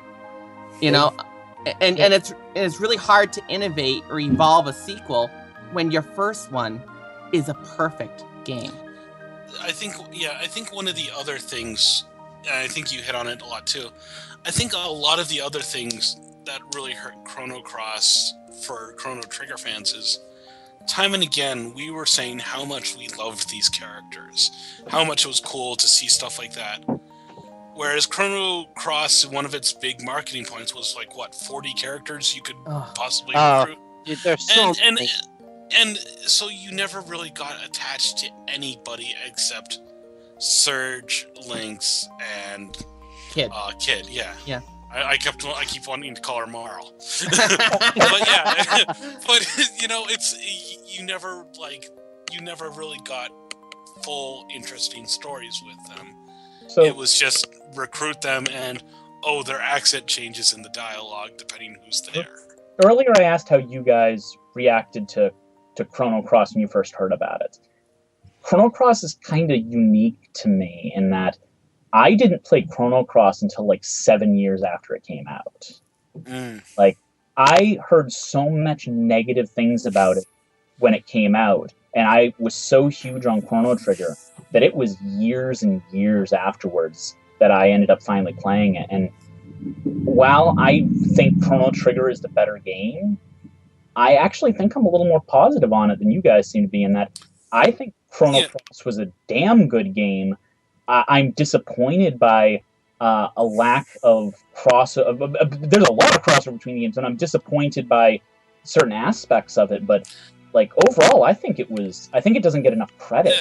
Yeah, like I said, it's a solid game. It's just as a sequel, you want more. It seems like everyone that I ever hear talk about either Chrono Cross or Chrono Trigger, it seems very polarizing. That the people who really seem to love it, that there's really a very few people that enjoy both games. I personally didn't hear about Chrono Cross till many, many years later, probably 07, 08, maybe even 09. And when I finally got to see some of the gameplay and such, it didn't interest me, it didn't thrill me, and it always seems to be like that. That people who were really into Chrono Cross didn't like Chrono Trigger, and people who really liked Chrono Trigger really didn't like Chrono Cross. And I find that the people who really enjoyed both is a small group, and they enjoy it for different reasons. And that's why I keep hearing is I like both games, but for different reasons. I think that's a fair assessment. I do. I mean, I'm sorry. Go ahead. No, you go. All right. But I was gonna say, just two things real quick is that Chrono Cross in its own is an awesome game. It really is. It's a fantastic game. Beautiful soundtrack. I can't gush enough about the soundtrack. Amazing soundtrack. Absolutely. Graphics for its time. Let me tell you, I saw the overworld for the first time on that PS1. When I saw that overworld, I was amazed at how awesome that is. Mm-hmm. Gorgeously rendered. I mean, there are some amazing graphics that the PS1's capable of. But here's the issue that I have with it. And this is really what it is at its core for me, in my view, is that if Chrono Cross was a sequel to any other series, if it was a sequel to a Final Fantasy game, or if it was a sequel to an NX game or something like that, it would have been far more highly regarded than it is, because it's the sequel to Chrono Trigger, which I'm sorry, but to me, I mean, I Final Fantasy VI is my favorite Final Fantasy ever. It's right there with Final Fantasy IX for me. But I put Chrono Trigger above both games. For me, it is the perfect RPG. There is nothing better than it. I think that they really were handicapped going into Chrono Cross because they needed to surpass Chrono Trigger, but they also didn't want to tarnish Chrono Trigger. And I think that's one of the reasons they kept characters from crossing over, really, because they left them with a great ending to the game in Chrono Trigger, and they didn't want to hurt that. So they tried to one-up Chrono. They tried to look at what everybody liked. You like the playable characters, you like being able to switch between them. Okay, we're going to give you more. We're going to give you 40 of them. Not realizing, well, that means we can't get it as invested. They go, well, you liked story. Okay, well, we're gonna give you this complicated story. We're gonna give you all this so you can think on it, and you can, because you like that in Chrono Trigger. And for a lot of people, they did too much, and it's like they kept trying to one up Chrono Trigger, but by one upping it, they weren't realizing the changes they were making, and they were overwhelming people in a lot of ways. Redoubling your efforts when losing sight of the goal. Exactly. Yeah. So, okay, the one thing, though, like, you know, we're talking about how Chrono Trigger is one of the kind of the more perfect RPGs out there. And, like, because, like, for the longest time, I kind of always wondered, you know, is it just me? Did it just come to me at the right age where, I mean, I always think, like, the Super Nintendo era, like, that time was great for a lot of video games where you could pick it up and play for a little bit and not get sick of it. Like, you know, Chrono Trigger, especially with New Game Plus, I'll still go through, do a playthrough pretty quickly, you know, and, you know, maybe a week I'm done. Link to the Past, I'll do that. And then there's also games like Mega Man X or something, or I'll just play it in an afternoon. And I always kind of wondered, well, is that amount of time where I'm not stuck in it for too long? But also was it just the age I was at? And kind of one of the more refreshing things for me is seeing new fans come to the game, like especially since the DS release, and they're like, no, this is actually a really solid game. And I think that's one of the best things about, like, best statements about that is, it's not just nostalgia. People are coming to it new and still are blown away and still big fans of it. And so that's kind of a testament to me, is that these new versions, these re-releases, aren't just nostalgia fans. It's other people that have heard about this game are coming away from it just as impressed.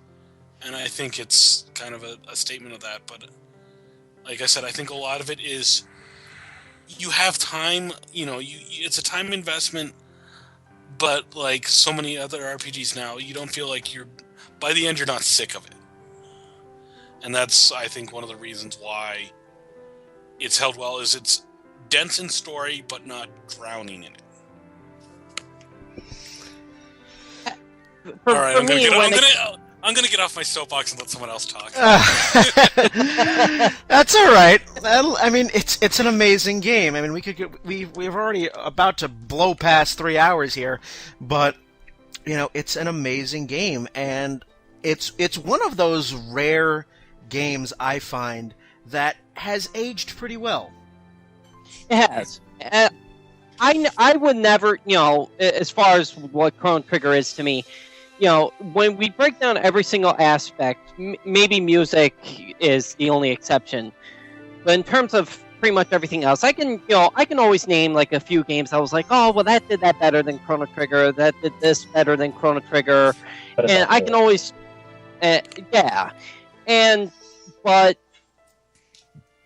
that's, you know, talking more, you know, past Chrono Trigger's release date.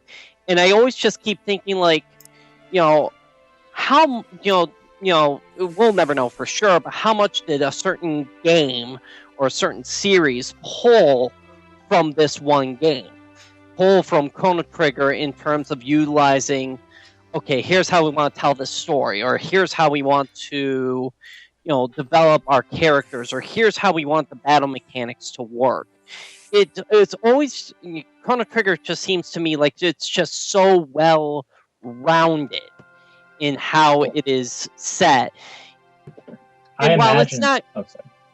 and it's not, it's maybe it's not gonna break top 5 lists or even in some cases just break into it when you comparatively speak it to everything else that's out there. I mean, hundreds of thousands of games, but it always seems to me like this really set the foundation of what a good RPG truly is in terms of how to tell a story, how to have extra content, how to develop your characters, how to have a solid battle mechanic system, how to have your soundtrack match with everything else that is going on. It really just seems to me like Chrono Trigger is that grounding, that solid concrete base that you could build the RPG tower off of. And how I did not like this as a young college kid growing up is beyond me. I think a lot of that probably has to do with they got one of the strongest teams to build this I've ever that any game I've ever seen. Like any game that had any two of these people. I mean, you have Hironobu Sakaguchi as a designer, the creator of the Final Fantasy series. You have Yuji Horii, the creator of Dragon Quest, as a supervisor and the original scriptwriter. You have Akira Toriyama doing the concept art and character design, one of the most famous manga artists of all time. You have Nobuo Uematsu and Mitsuda, well, this was his first thing, but we've seen what he can do now, doing the music. And Masato Kato is the director. Like, you have such, this is like in basketball when you bring the dream team together. Like, you can't help but have something amazing come out of this when you put this many people who know what they're doing and know what the fans like together.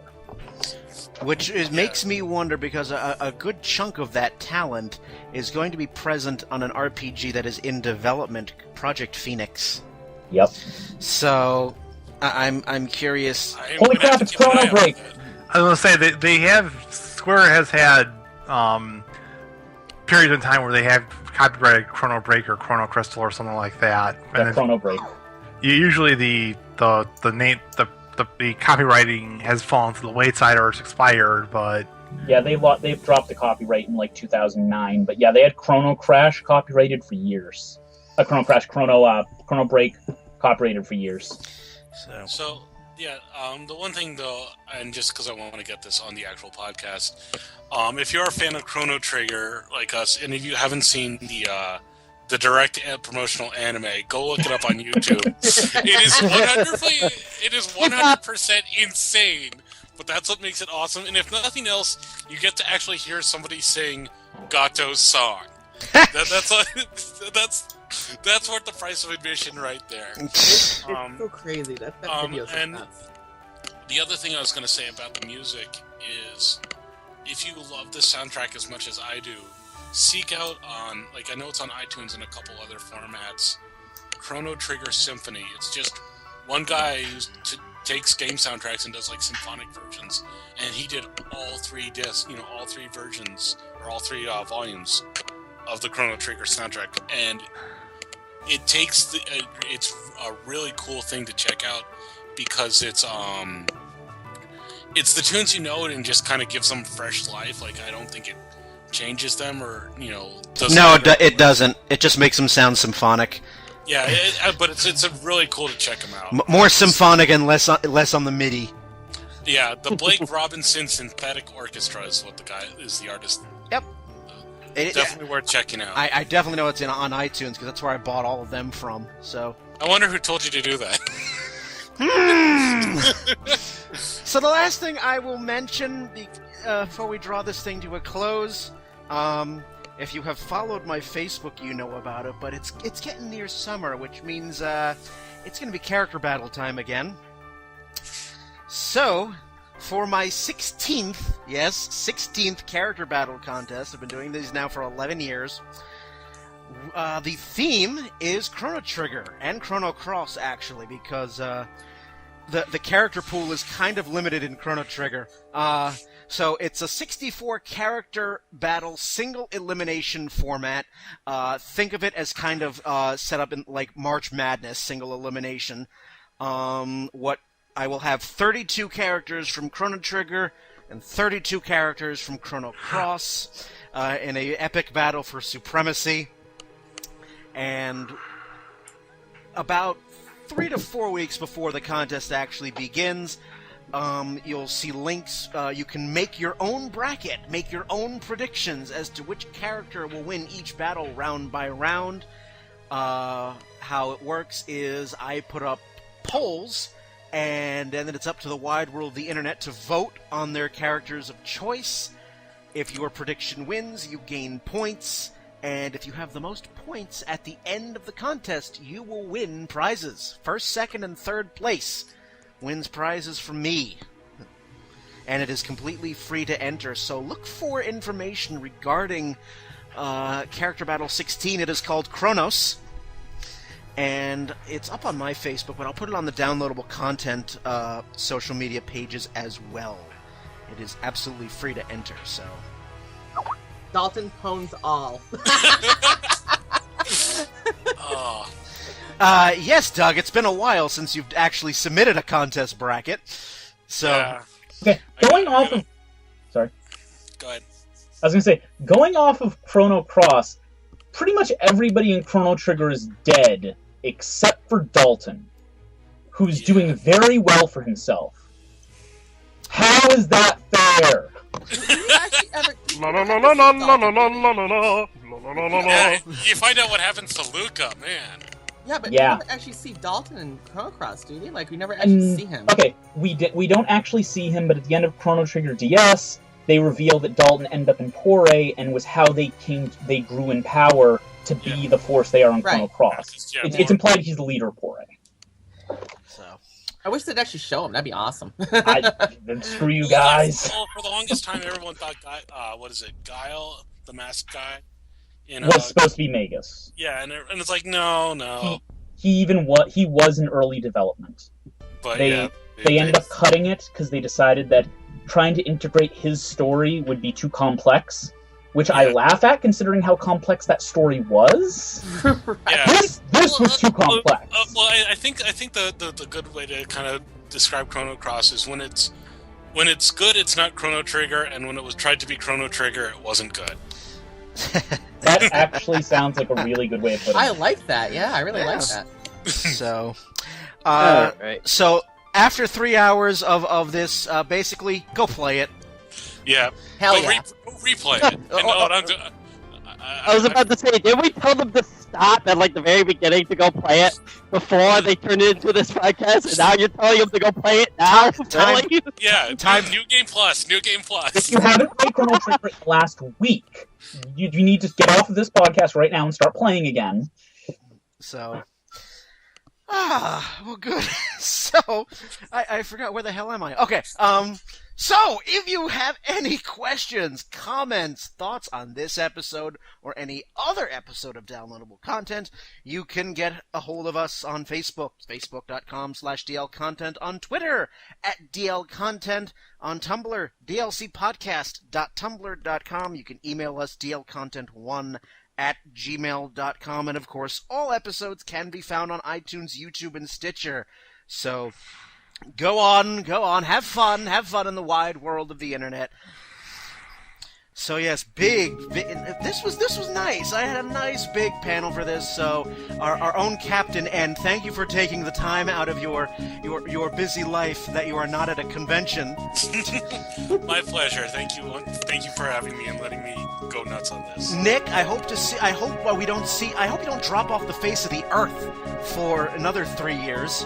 Well, here's the best part. I now have my weekends free again. Yay! Very good. Ron just lives here. Yeah, I'm in the closet. I'll be here and probably till the end of time. With Casper. I will yank it out for the next podcast. Yeah. Alright, next one, let's go. No, Ron will become Gaspar. I mean, I do get a nice bowler hat. That's not the bad thing. That's not a bad anything, of course. Ronnie, I know you love being on these things. Oh, absolutely. You keep him in the closet, I'm in the attic. I don't get pulled down quite as often, but Yeah. And it's a lot more work to get up there. And of course, everyone's friendly neighborhood CEO and developer over here. We have the lovely Tanya, who, again, thank you for taking the time out of your busy schedule to gush Chrono Trigger. Oh, I wanted to be here, like I said, but you know, life and work. Yeah. Work and life. Yeah. So. Yeah. I just want to say real quick, Doug, your avatar of Gigan, awesome.